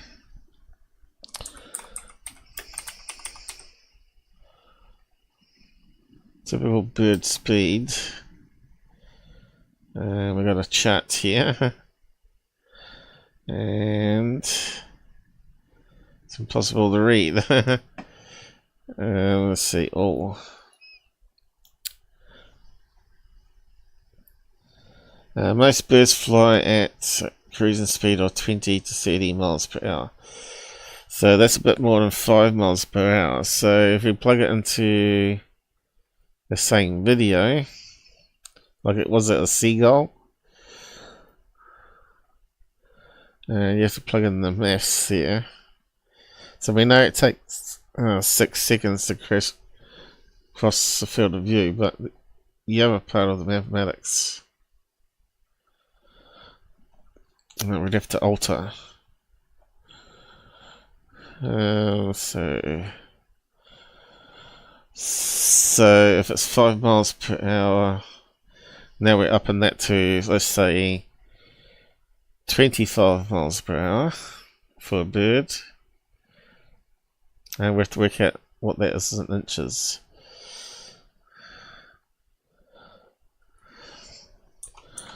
Five miles per hour to inches per second. 440 inches. So is it like a times factor of 10? So that counteracts the lens dividing it by 10. So that means that bird would be 28 feet away from the camera, which would make more sense, wouldn't it? 28 feet sounds reasonable for a bird to fly across the scene of the camera. And it travels, because it's going at a faster speed, it travels at 440 inches in that time. So bingo, so a bird would fit.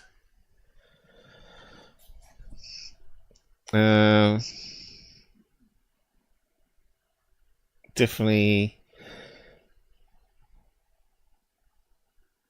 would be 28 feet away from the camera using that camera specs. So yeah, it depends if you can identify how big the object is. Now if you want to say it's a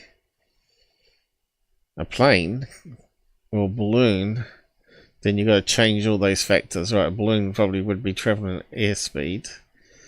That could be whatever that was that day, and that might be 10 miles per hour.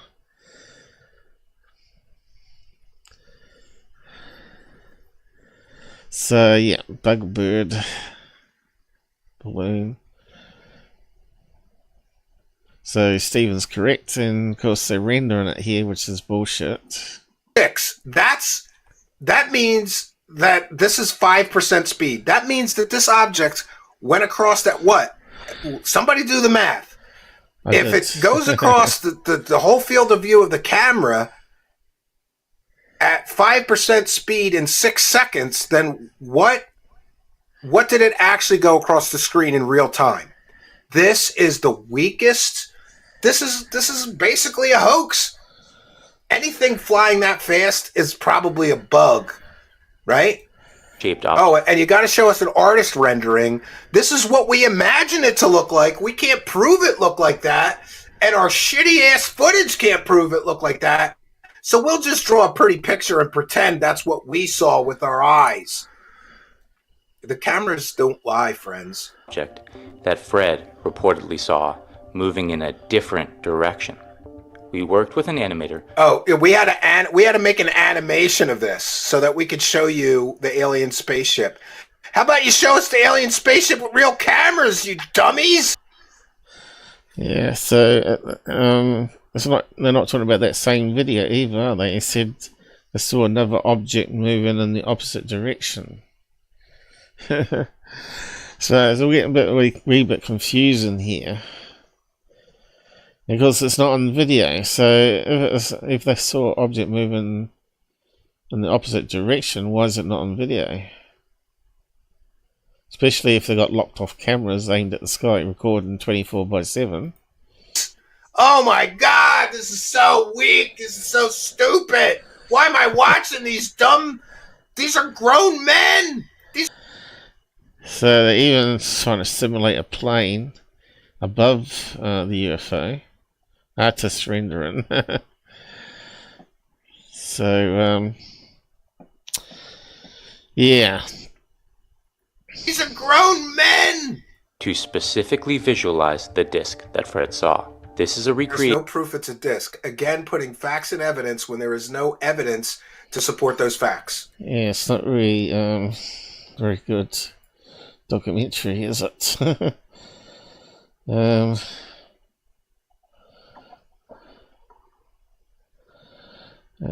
It should be updating the lights here. Maybe it's not working still. Maybe there's still a bug. I was just checking. It should be refreshing and loading.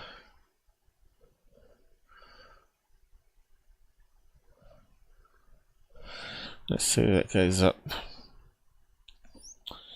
Something's not right here still.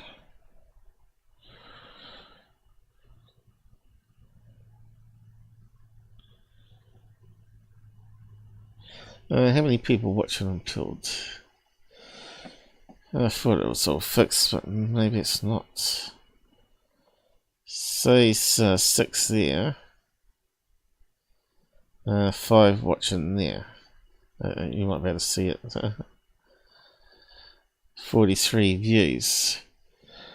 What's my counter saying? 43, yeah. Oh, it's got 6 now.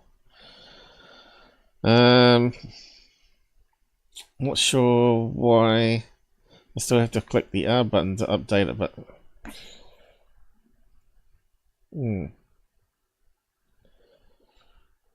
I should automatically be doing that now. How many impressions are there? 144 it says. So that doesn't make sense. It says 163 there. Oh no, something's screwed up there with Build. I really hate the code. It's a bit messy.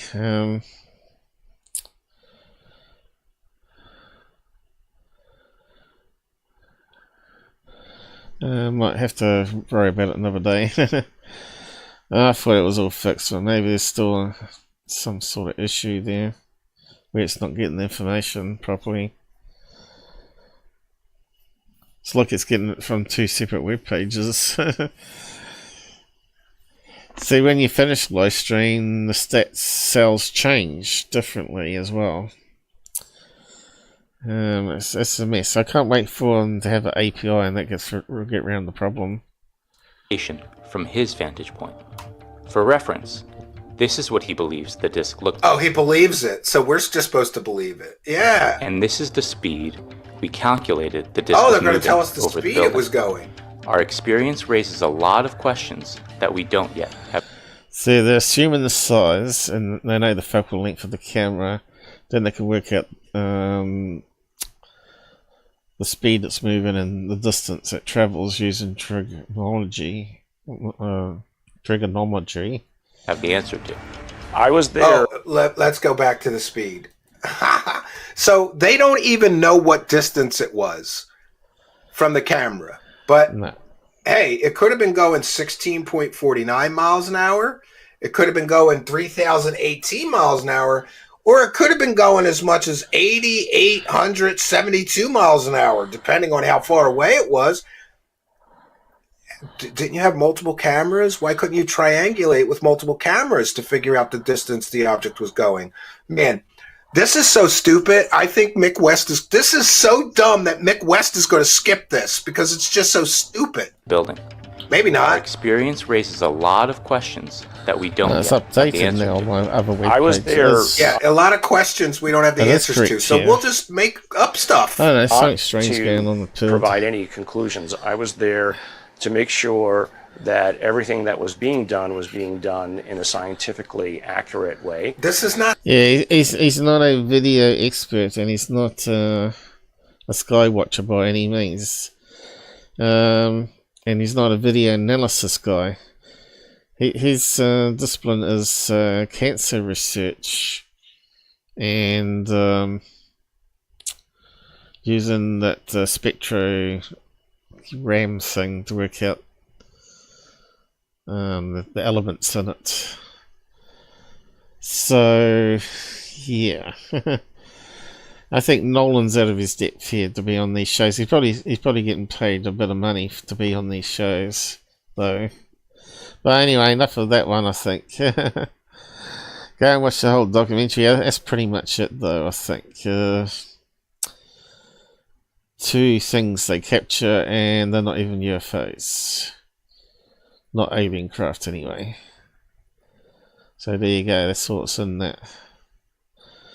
Just Nolan talking about it there.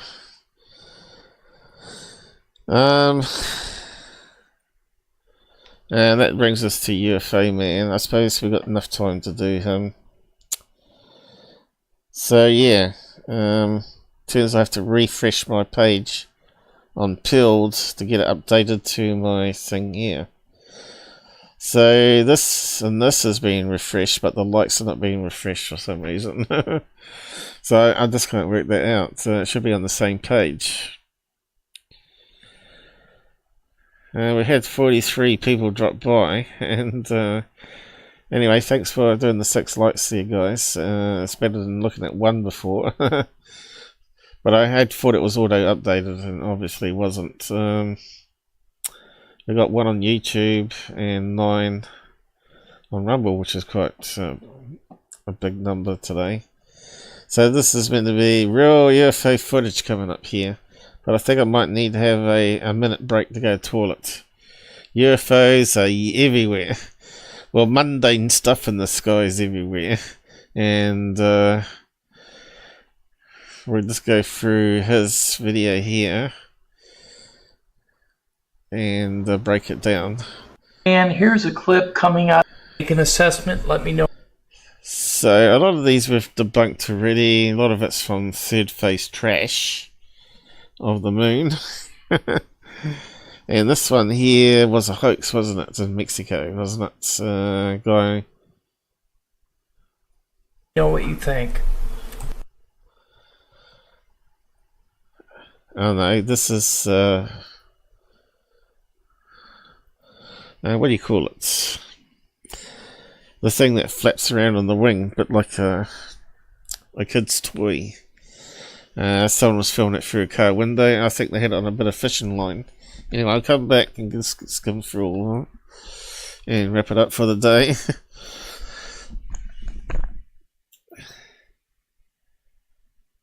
So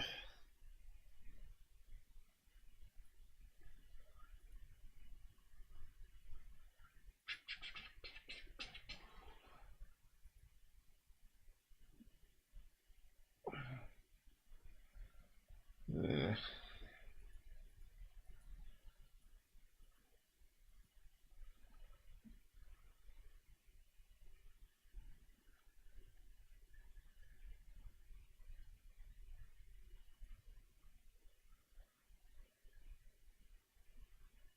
Is that working? Just check. Oh yeah, I got it working this time.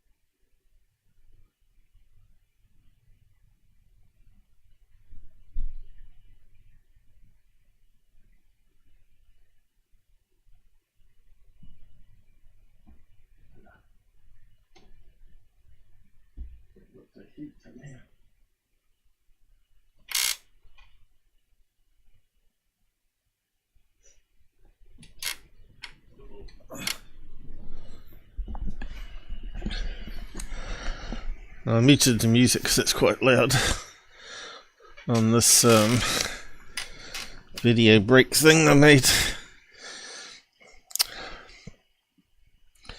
Just halt it now.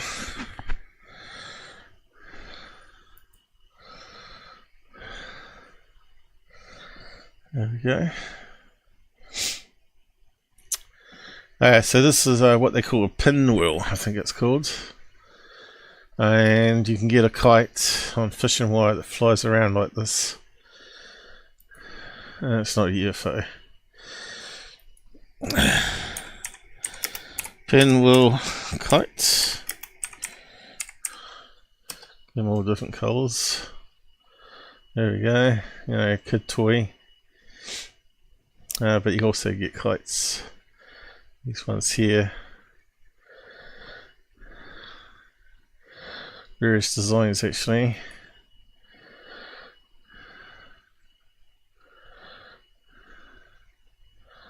Just trying to find the best one. That looks like a pinwheel. Yeah. Have we not got images selected here?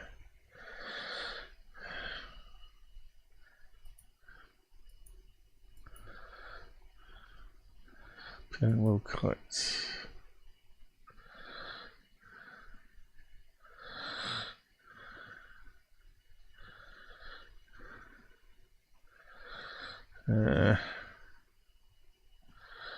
Why is it not coming with images though?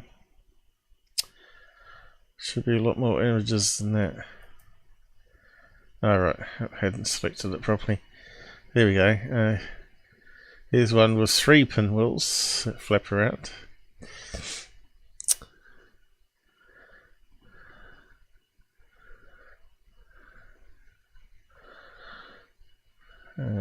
Bigger one. Here's the kite.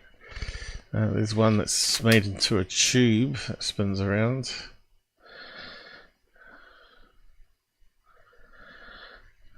What's that one? Kite garden. Looks very similar.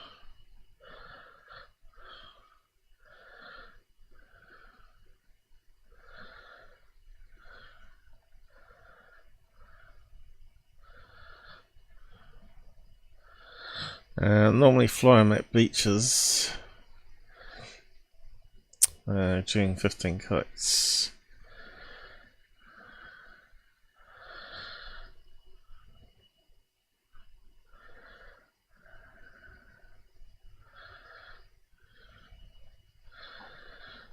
Trying to find the one that we're after though.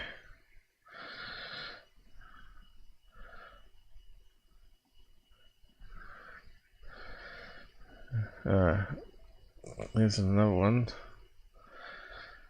Purple kite. That one's like a parachute, spins around.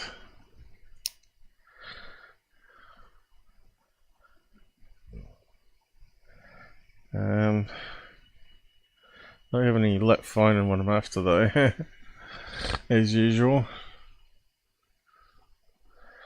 Probably best for the video, probably, maybe. Let's have a look.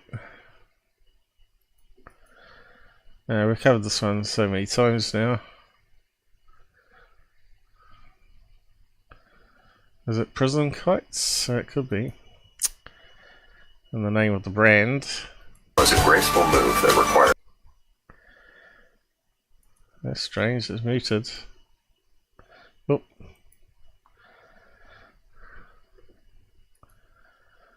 Yeah.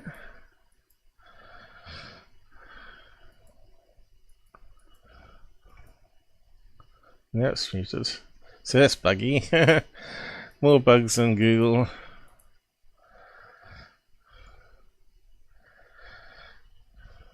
That's pretty cool.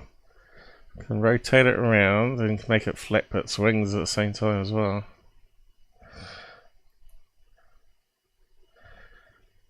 That's pretty cool, eh? Make it spin as it's coming down. Quite clever kites nowadays. Better than the kites I had in my day. The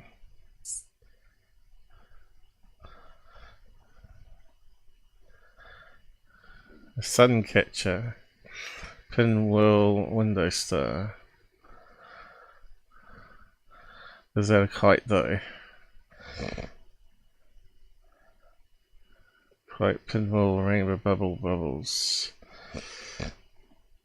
Anyway, there's lots of ways to fake it. It might not be a kite, it might actually be a pinwheel. Giant pinwheel templates.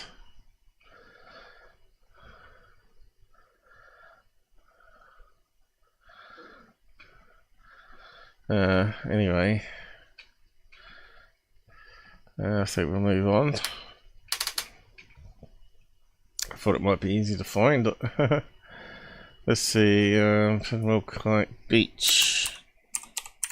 It's generally where they fly them.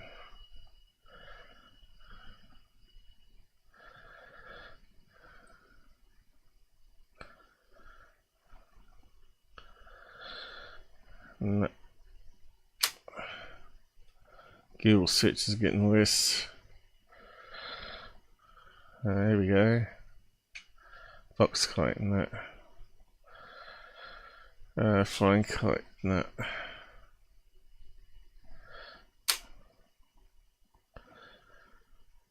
How to attach spinners.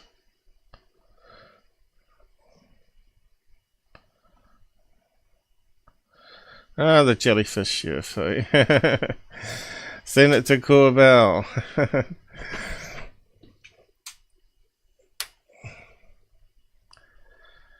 You know, if you saw that in the sky, you could just see how Corbell would say, "It's a UFO." You can make it any colour you wanted to, alright? Just stick some weights on the end so they don't flip around so much.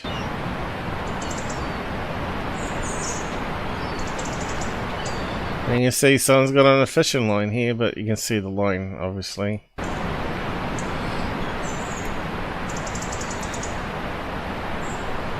That'd be good for faking UFO.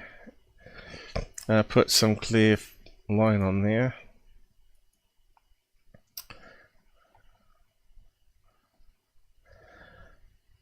Of course, you get balloons that float around too. Pieces, diamond kites.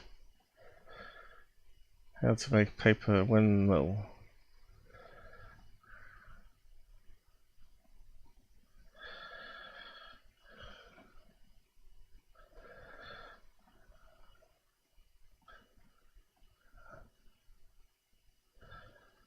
Hybrid kite fall. What's that one? KBC.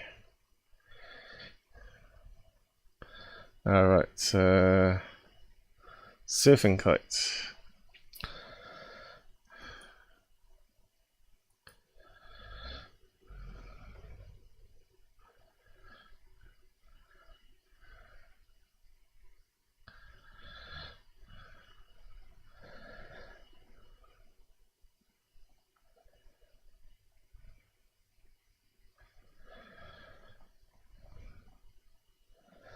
Yeah.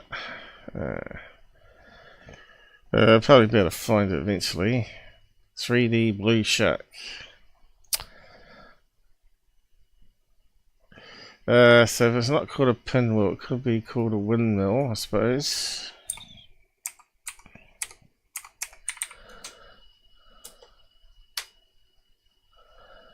Let's get into some different turbines, they're calling it. So let's have a look at that one. Turbine kites. It's on Facebook. Damn it. I wish it would only give us YouTube videos. Kids at the beach. 2,230 kites. Okay, let's have a look at that one. Probably copyrighted. Kite power.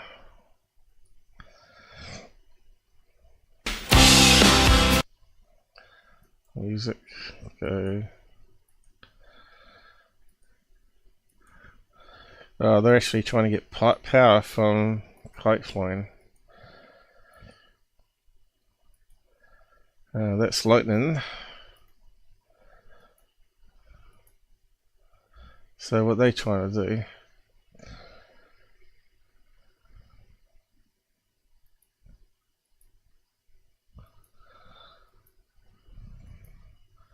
So what they're trying to do anything to me?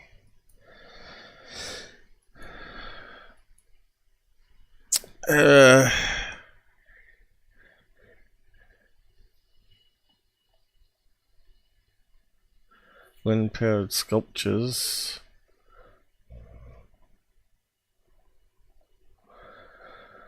Unbelievable. In the past I can just pick it up quite quickly, but anyway, let's just move on.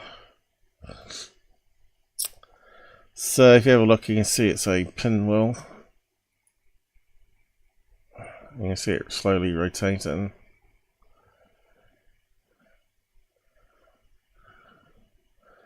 And I'm pretty sure that's a kite or a kid's toy. And maybe the video's been edited to take away the handle. And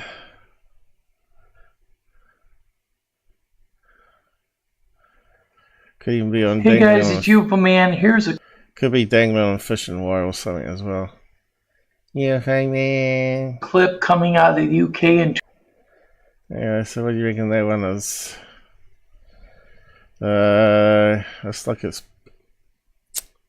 Looks like that ad balloon for e-cigarettes, right? And the early morning sun or the evening sun is illuminating it orange. 2011 of a golden sphere reflecting sunlight. Here's one over Ukraine in 2015, Turkey in 2007. I think he's changed. In Washington, D.C. in 2008 with a close-up. Check it out. Here's one over Brazil in 2019 at the top of the ridge. Nice balloons, man. Here's one over Poland in 2000. Again, that looks like a weather balloon, doesn't it? Typical weather balloon on a dark sky, and so it reflects the clouds grey colour off the white outside. Looks like it's got something at the bottom of it there. Where's it gone?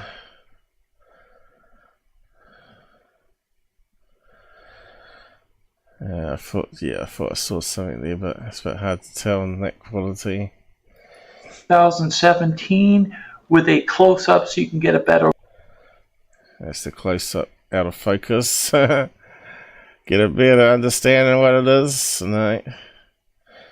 I'd say it'd be a white weather balloon, reflecting some of the sky blue, some of the dark cloud. Look. Orbs of spheres seem to be appearing all around the world.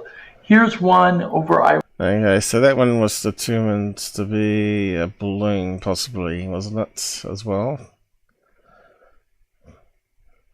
Which is what I said and what McBeth said as well. Iraq in 2022 from the Department of Defense. Is it though?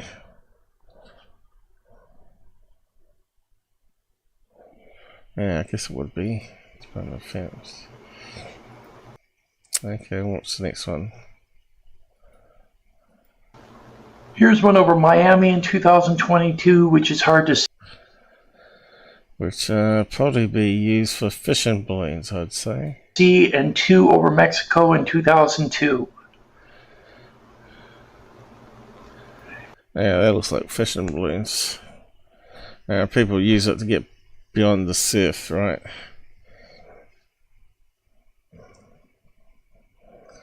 So they get it past the surf, pull lever, releases the line to the water, and wheel back the balloon, or 2 balloons in that case. Yeah, this one I analysed. Darcy Weir footage, stupid movie. What's it called now? Fast Walkers. This one's got to remember it's being filmed through the window of the shuttle. And what you see, I think, is the water droplet that runs down the window. Here's one that is famous from STS-51A in 1984 of an orb that appears in low Earth orbit. It's a water droplet. And 0 G's inside the cabin run along this window. And it is definitely a sphere. Here's one filmed over my... This guy doesn't know what a sphere is then. That definitely was not a sphere. That was a water droplet, which is not a sphere. What would you call a water droplet?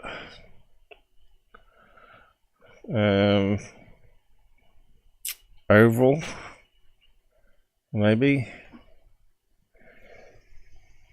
A tear shape. Miami in 2013.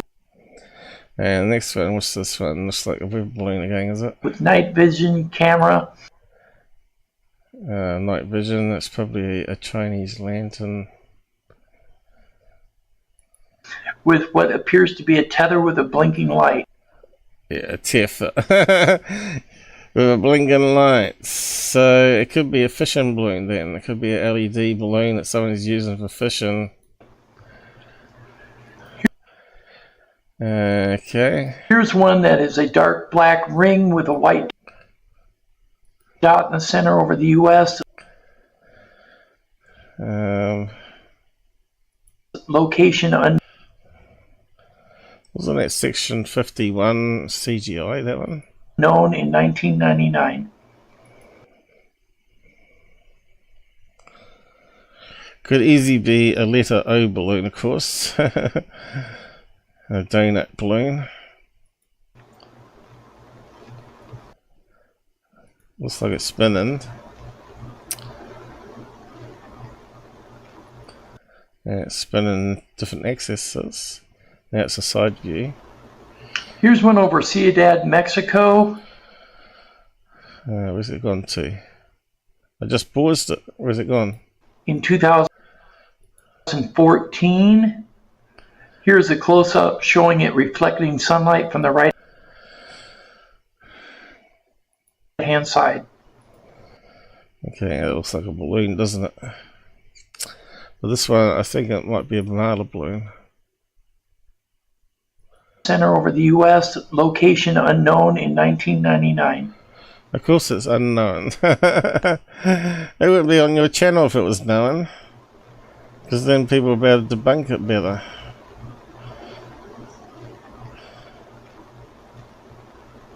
Here's one over Ciudad, Mexico in 2014. Here's a close-up shot. Yeah, so what shape is it? I don't think it's a sphere, is it? It looks like a letter A balloon. Showing it reflecting sunlight from the right-hand side. Here's one over the US in 2023, also reflecting sunlight from the left. Yeah, that one definitely looked like a violet balloon then. Here's one over Poland in 2023, also reflecting sunlight from the left, and a close-up in the bottom left corner.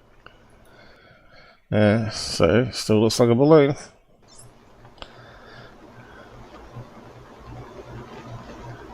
Here's one. Okay, this one's probably a number balloon that's spinning. Flickering or spinning. I also wonder if that looks like a letter C violet balloon spinning.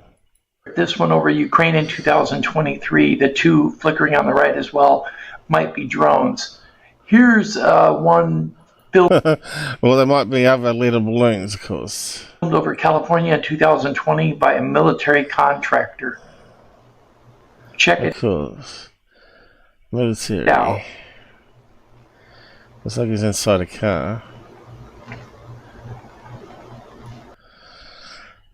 Again, it looks like a weather balloon. Oh, weather balloons are just white round things, right? They're the typical balloons you get.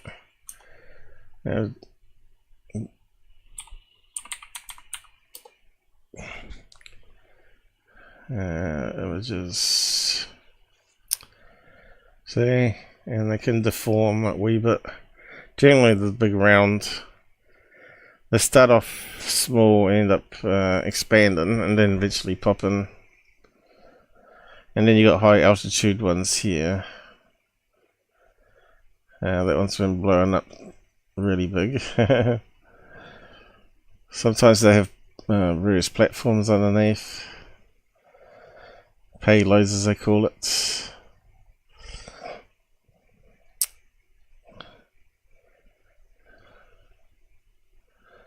That's released and they pick it up again.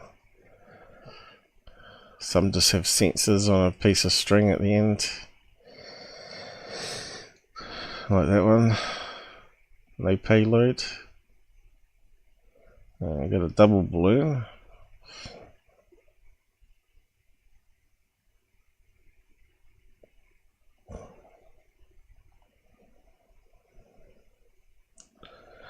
Yeah, so that's what we're looking at, right? Most of these so far. Here's one over the U.S. in 2023 that flies around. Yeah, that one was in what do you call it? Induction. Is it induction? Ducted fan drone. Maybe that disappears, reappears, keeps on flying, and then flies.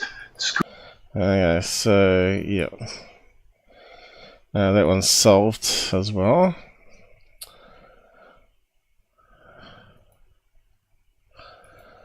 What was that one with the lights? Goes through that one really quickly.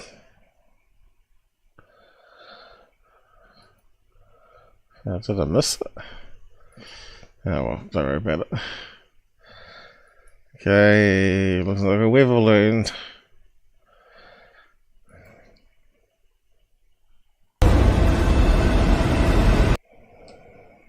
Okay, what do we got in this one? Multi-lit. Could that be a Goodyear blimp? You got this? I think I analysed that one too. It turned out to be a Goodyear blimp, wasn't it?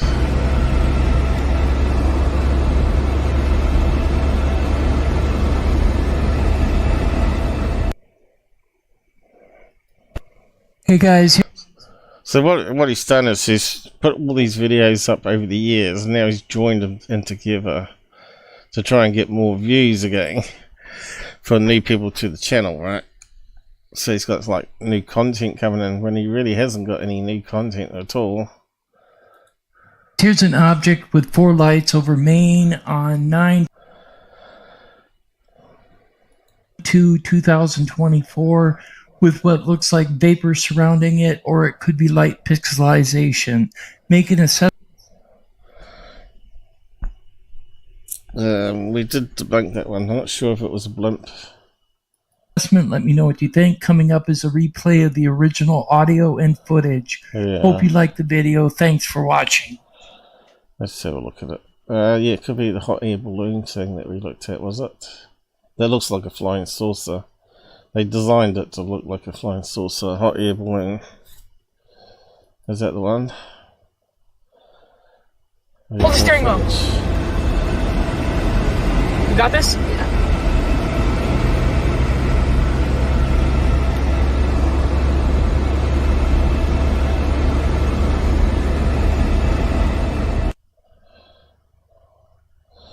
Yeah, I don't know. Hey guys, it's UFOman here. That one definitely looks kite-ish to me. The 4 lights. Looks like someone flying one of those kites, you know. You see, like, almost looks like it's illuminating the canvas there. 9/2/2024 with what looks like vapor surrounding it, or it could be light pixelization. No, it's cloud. It's a bit of fog, and you can see it's cloud, right? What an idiot. But that looks like a canvas to me. I don't know, one of those triangle kites. Someone's just flying a kite at night time with LEDs on it. Make an assessment, let me know what you think. Coming up is a replay of the original audio and footage. What was that one?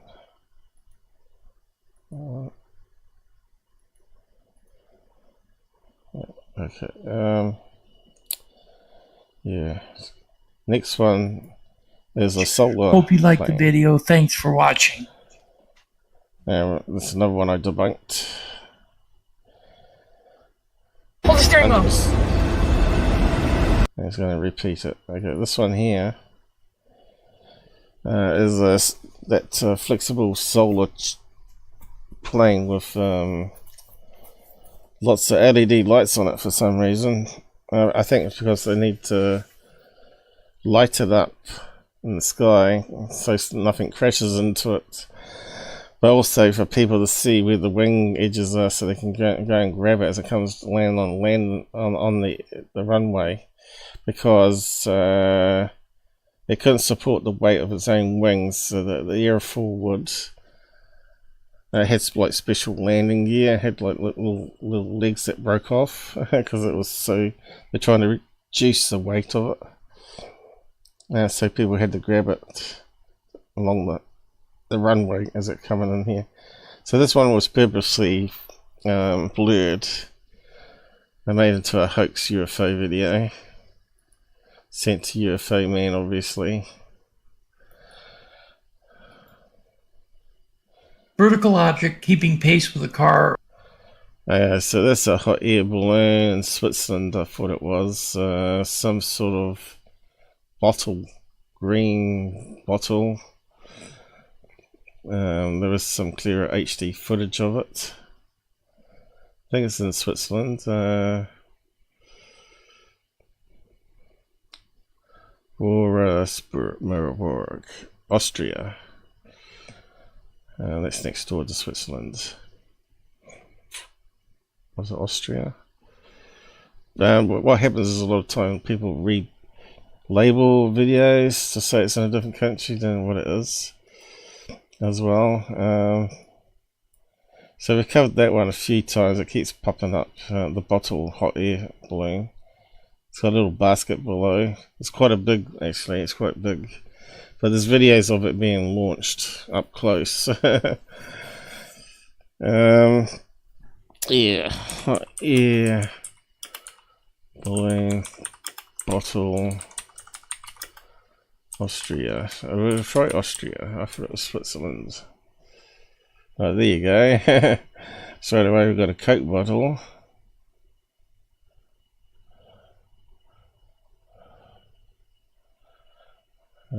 Got that one there.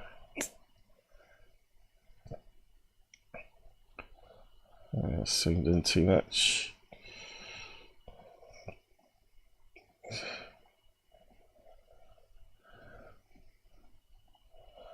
I think it was some sort of flavored milk or something like that.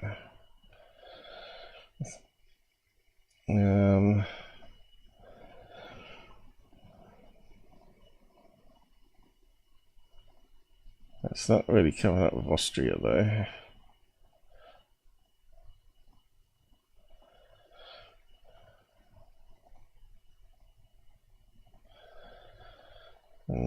So let's just get rid of Austria.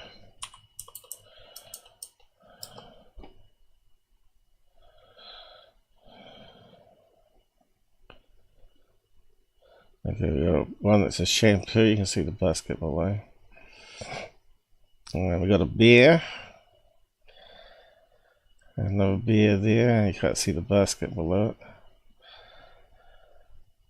I got a yellow one. Maybe that was the milk one. I know it's a beer bottle. Wine bottle. Yeah, it's kind of stupid putting that up on us. Unless you're using those videos to debunk, you know. 35 minutes of quick, easy, mundane debunks of alleged UFOs. It's just more noise in the system.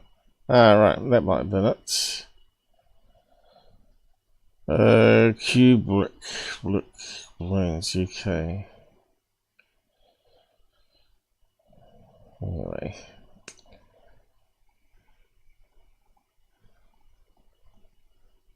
I thought it was a green bottle. It might have been this one. Just this bottle.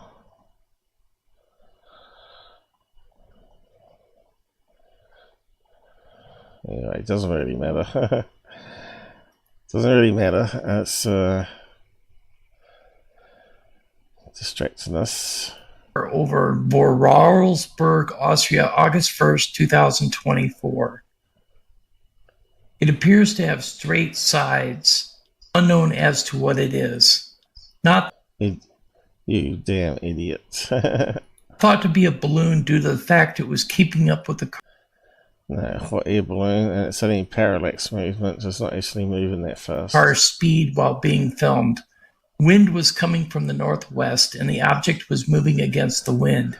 No sound was Generally, that's what balloons do, even hot air balloons. reported.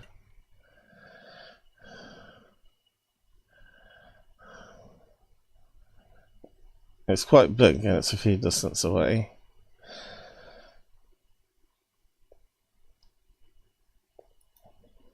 Stupid UFOman, stupid stuff you're putting up.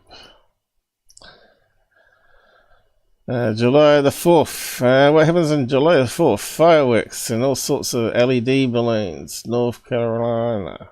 And we got some music. Damn. Sparkler. Someone that can't get this camera still on, folks.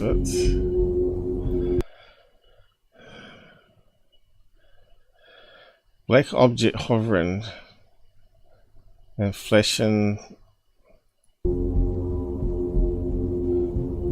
I know what that is. That's a water droplet on your camera lens, or a smudge. Someone's put their finger on the smartphone lens, and that's what you get. When you aim at any light in the sky, you get a sort of smudgy, weird effect like that happening. Can't fool us, we're better than you. That's what you get when you film through water and the water is moving around. Slow down, is that the same thing?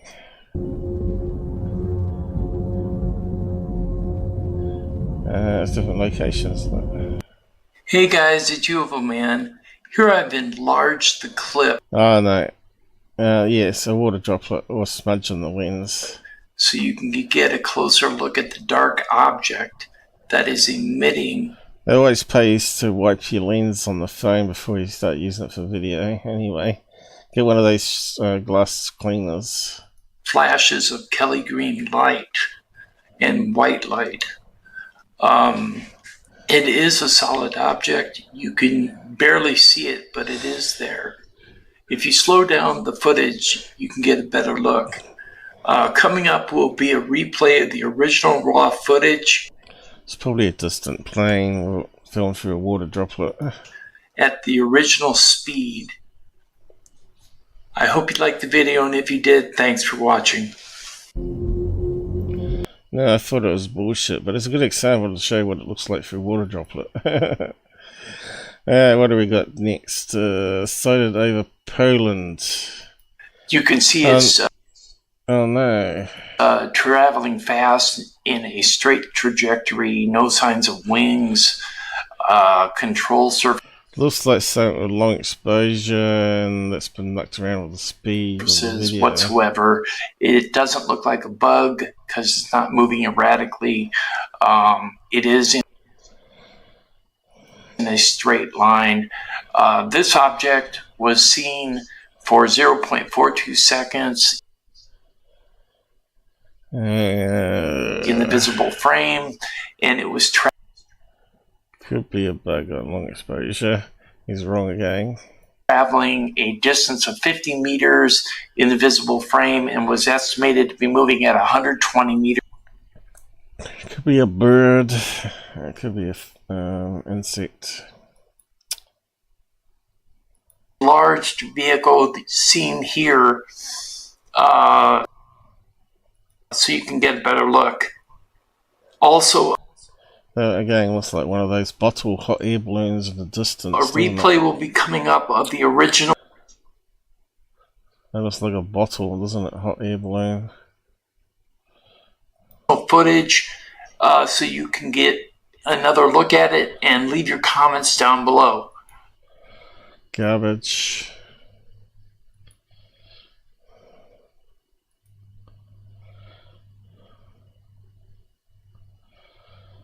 And it's evening light shining off it there, or early morning. That's when they launch hot air balloons, right?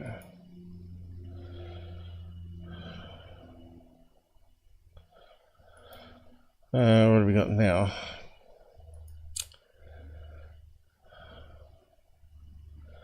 Looks like a plane with landing lights. You can see the flashing.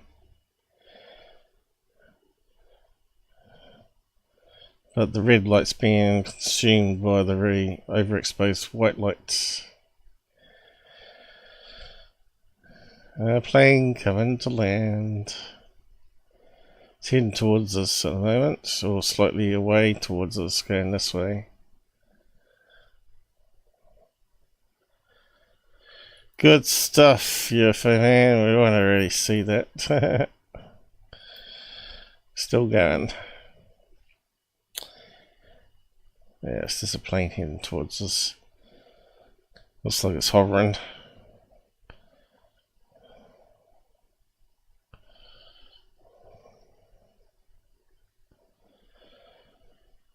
What else we got? Ma che cavolo, ogni volta che c'è la nebbia compare questo oggetto. That's probably a jet, is that what he said? Okay, no, I don't know. Oh, here we go. A white object. That's probably a weather balloon. Ma che diavolo è? That looks so much like a weather balloon. Okay, that's garbage as well. Okay, moving on. Yeah, weather balloon again. Oh, weather balloon, weather balloon. The volcano UFOs, which we know are helicopters and planes landing at the international airport that's somewhere behind it. Looks like they're going down into the volcano when they're actually flying horizontally, coming down in altitude to come down to land. There's also other airport over this way too, and there's another one over here for small planes, if you look on the map. So the airport right behind.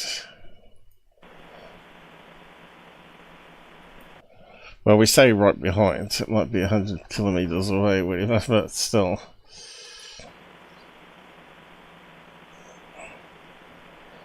So is that the time-lapse volcano one again? Because that looks like Venus with a plane passing. I think it might be a volcano one still. Yep. Oh, that's just overexposed bug or something flying past the camera, being illuminated by the II lights. Are they going to play that one again? Yeah, that's a plane.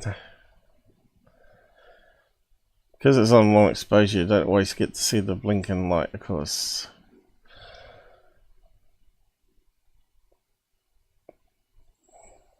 So that one's just taken off from the airport.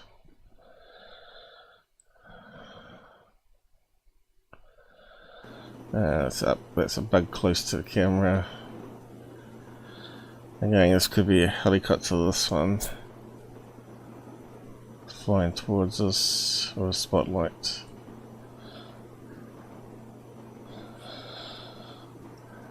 They do land scientists on it to study it, right?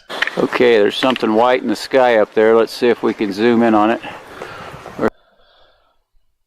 This one looks familiar too. Yet.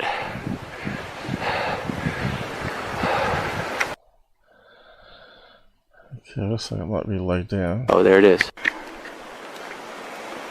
That's just stationary as can be.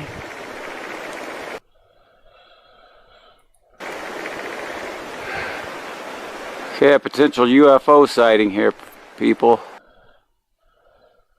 Potential weather balloon again, isn't it? I've never seen one before. Ever. Right. It looks very, looks very calm there, no high wind. I saw a light in the sky once, but nothing like this. See, the branches are not flapping around a bit. Well, if it was a balloon or something, it'd be blown away. Yeah, there's wind current up there. Thing's not moving.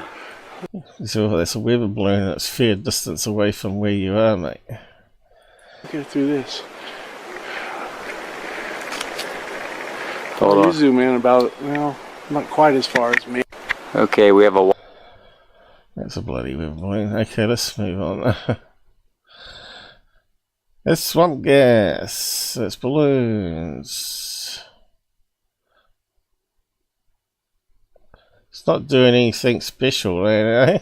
It's not zooming off vertically or coming back downwards and then stopping on a dime. It's not doing anything like that. It's just probably slowly rising, and it doesn't look like it from that distance. Yeah, what else we got? A plane. Oh no, that was the Utah one, which turned out to be a Learjet. Online late last week. According to the witness, the video was recorded while flying at approximately 40,000 feet. Which is just another plane in the distance. Okay. A Learjet. I think it was.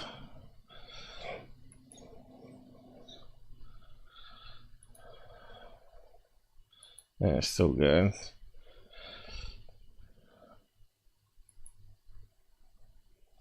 So we've almost gone through his video.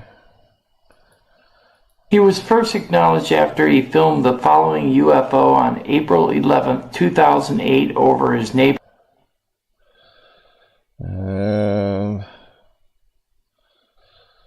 Who is this? That looks like James Fox, doesn't it? And that looks like that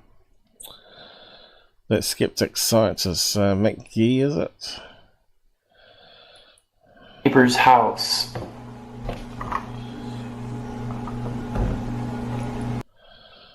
Is that the guy?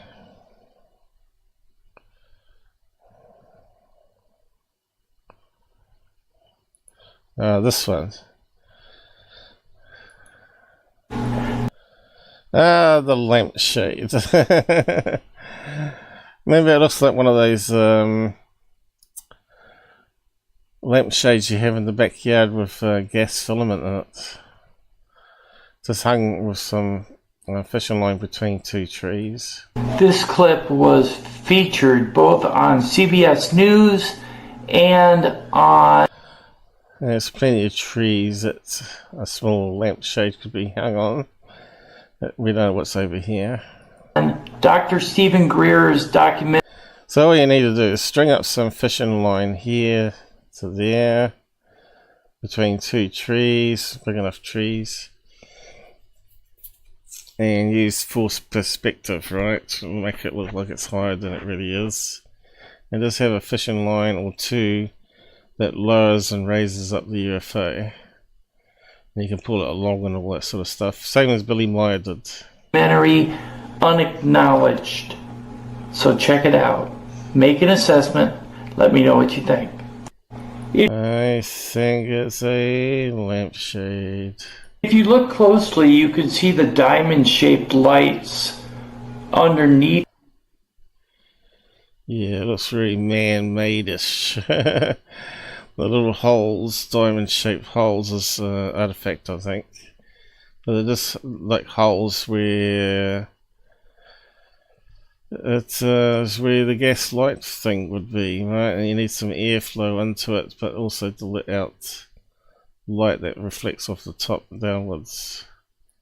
The craft. What do you call them? Patio lights or patio heaters? Looks a bit like that. Patio heater. That's how you spell it. There you go. It looks just like that. Bingo. Looks like he's pulled off the top bit of it. I got one that's close up.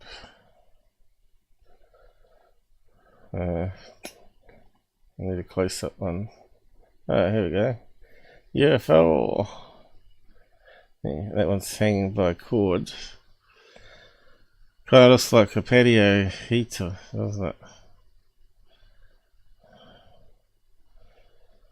It's the right shape and everything.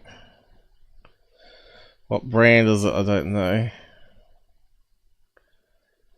Come on, people. Common sense here. How can you not see this is a fake? And it would have little holes around it, wouldn't it, for air?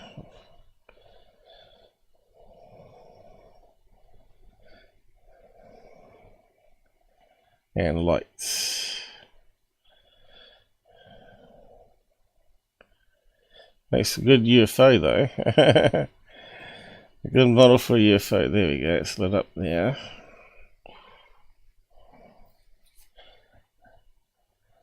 I think we can bust that one. Alright, moving on.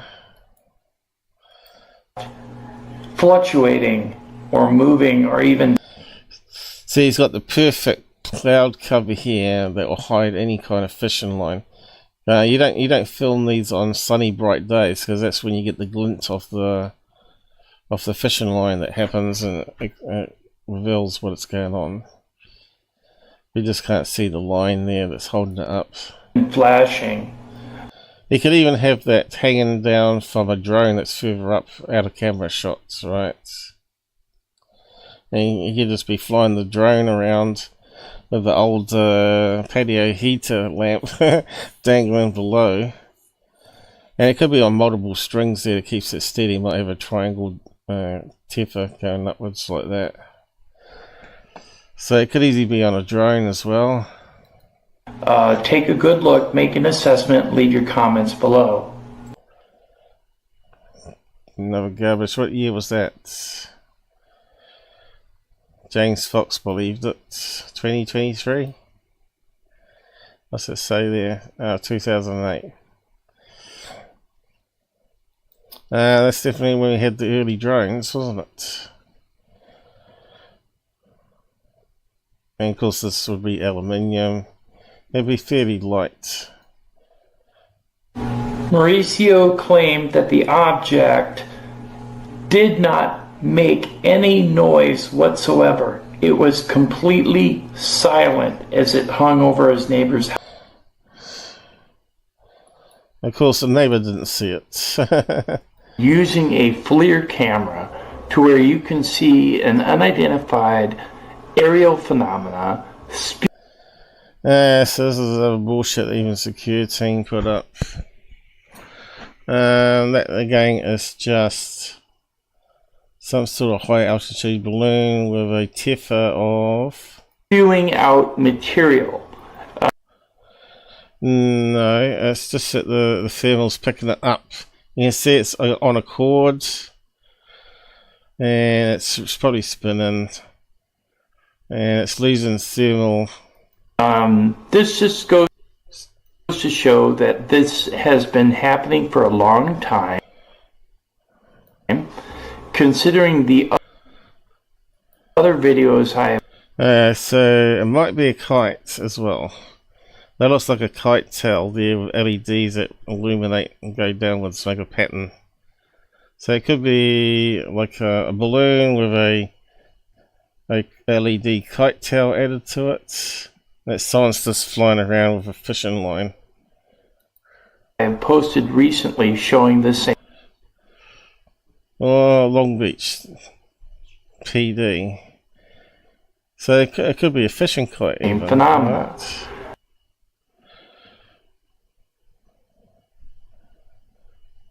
Right? So I just put a flashy LED lid on it. So I could just be using it for fishing. Thought they'd decorate it up a bit. So yeah, what year was that? Flew 2004, is it?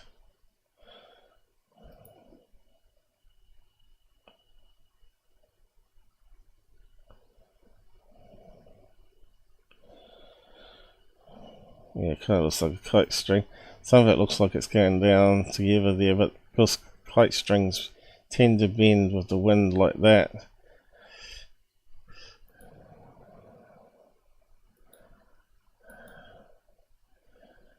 You can't always see the string.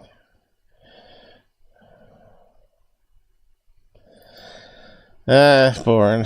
Okay, next one.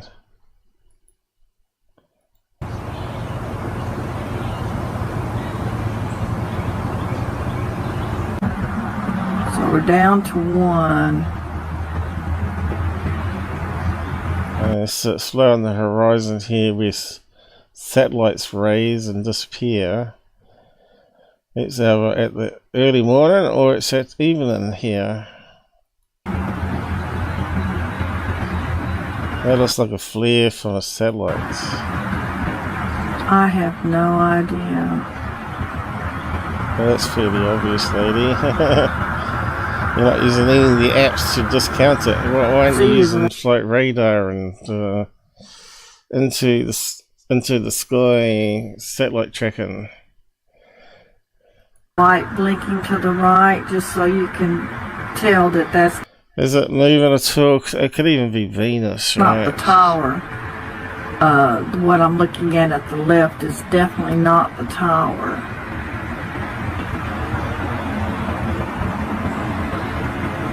I don't think it's going down in it, is it?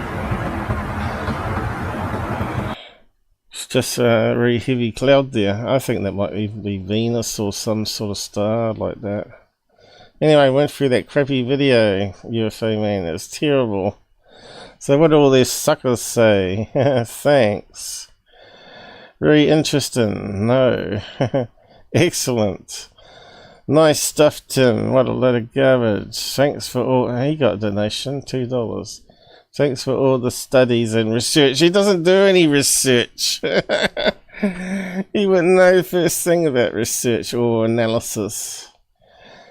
He just puts together other people's videos and narrates nonsense over it. And this is excellent. Oh my god. So this is why ufology would never get any better. Ufology is dead. UFOman, nice job. Nice hand job, I think they mean. Awesome. Finally, we have a lot of action going on. Oh yeah, all the mundane objects, right? Mostly weather balloons. I have been a sphere. I've seen a sphere once before, yeah. Weather balloons are quite common, especially in America. Thanks God.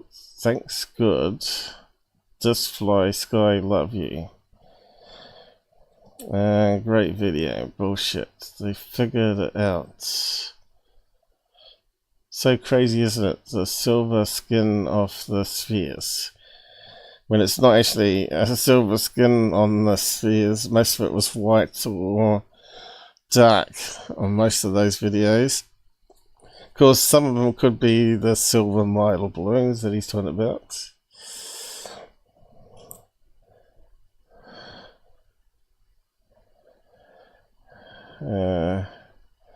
I'm really fascinated by all of the orb-shaped probes. Unbelievable. It's stupid to think that anyone would be watching Tim. No, it doesn't say that though. It's stupid to think we're in the universe by ourselves. That blurry crystalline object in the clouds appears to be quite large. I don't know. Mothership maybe. No, that's the water droplets, mate. Of a distant plane, or even a Venus or something, or moon or something. Been going on a long time. Metallic spheres are not orbs. I think I have no idea. Yeah, most of you guys don't. It makes me laugh when folks say could be a drone. Dude, it could be a balloon.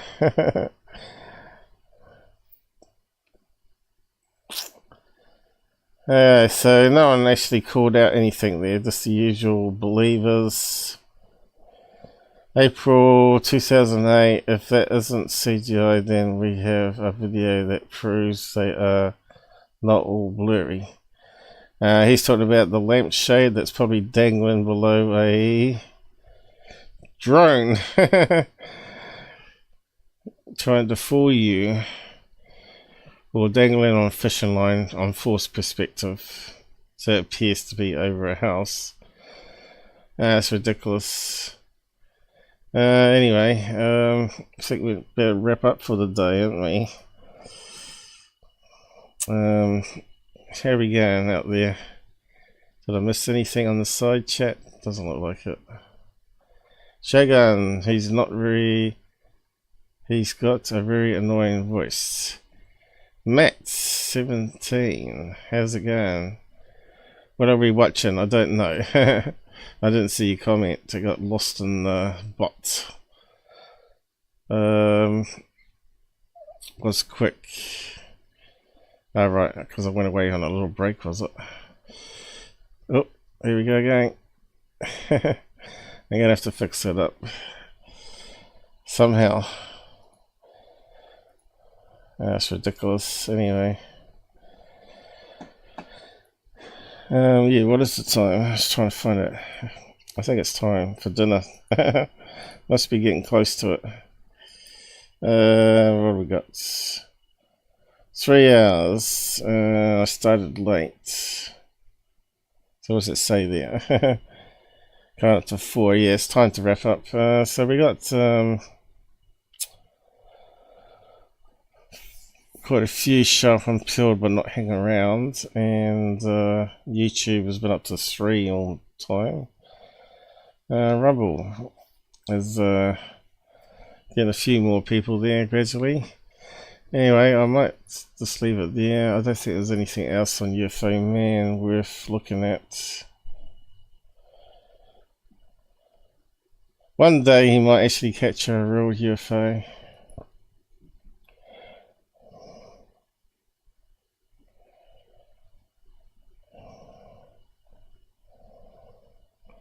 All that Ross Coulthart nonsense. What else we got?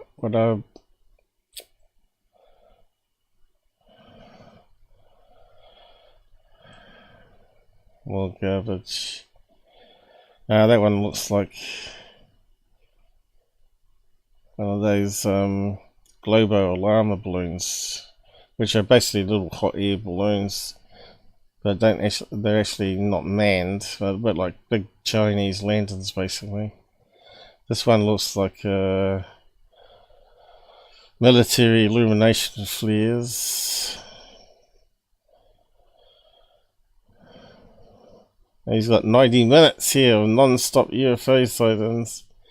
That one there is an edited Bob Lazar video, I think it was, from the VHS tape, which is just an out of focus light source. New Jersey, again, this looks like a water droplet of light source, and it's creating that strange patterns. Anything else?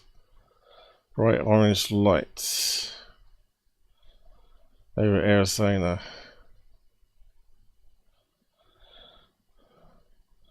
where they do a lot of military exercises.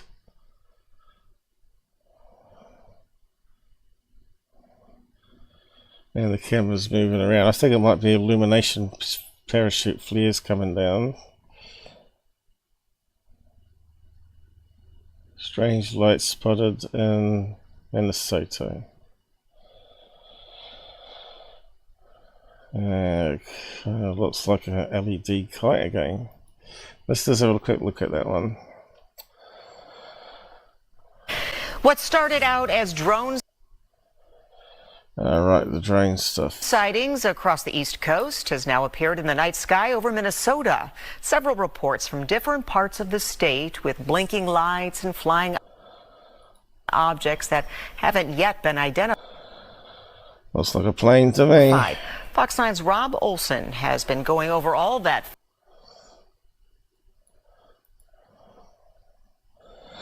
So that's quite interesting that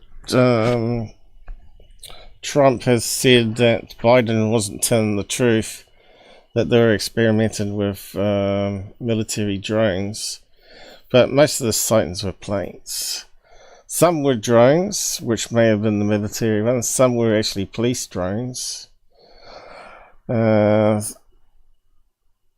some looked like they were Chinese lanterns, and others looked like LED kites. So there was a wee bit of a mix there, you know. But it's interesting that Trump said that they were testing. There's another one he's got, UFO. Probably could look at that one next time, maybe.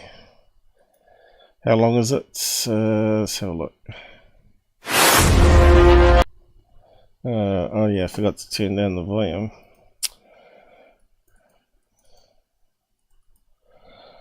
Yes, we're going to get blasted. 8 minutes. 2 volume, oversee. Is it multiple ones? Oh yeah, looks like it. Looks like an edge of a lens. What the hell's going on here? Here's some flashing objects, one in the US, one in New Zealand, and I might come back to that one. I think we've looked at all those ones over the years.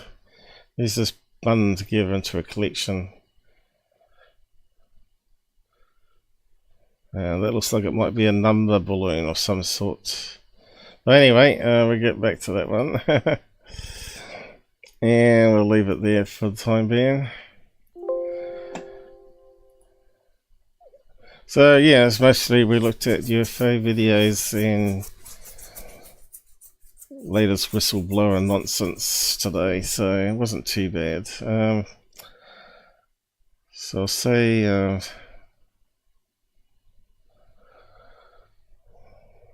the night all. I think the counter's working though. Apart from the likes not updating with the refresh. Might be a cache problem, you see. Right. Good night. Oh. Meow.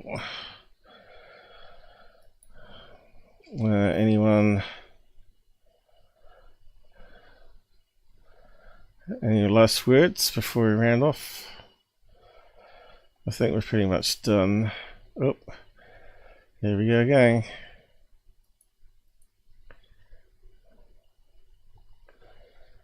It's kind of weird.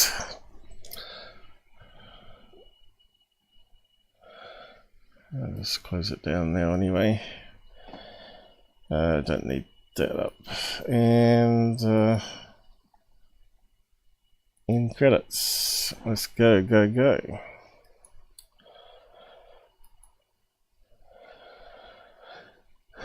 Anyway,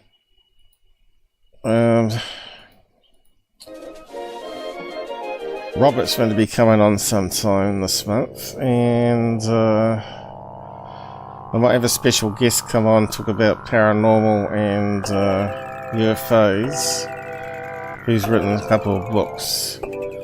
I said I would listen to what he has to say. That's why he plugs his books. So yeah, maybe we might have him on next weekend. I'll have to organise that.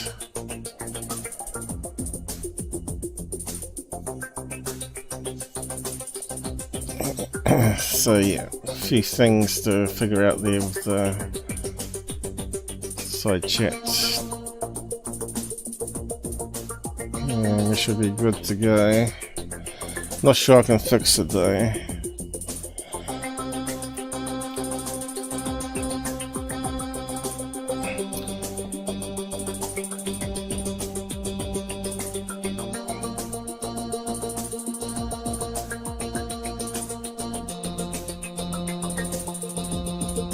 Okay, need to end some of these. Goodbye Colt, goodbye Rumble.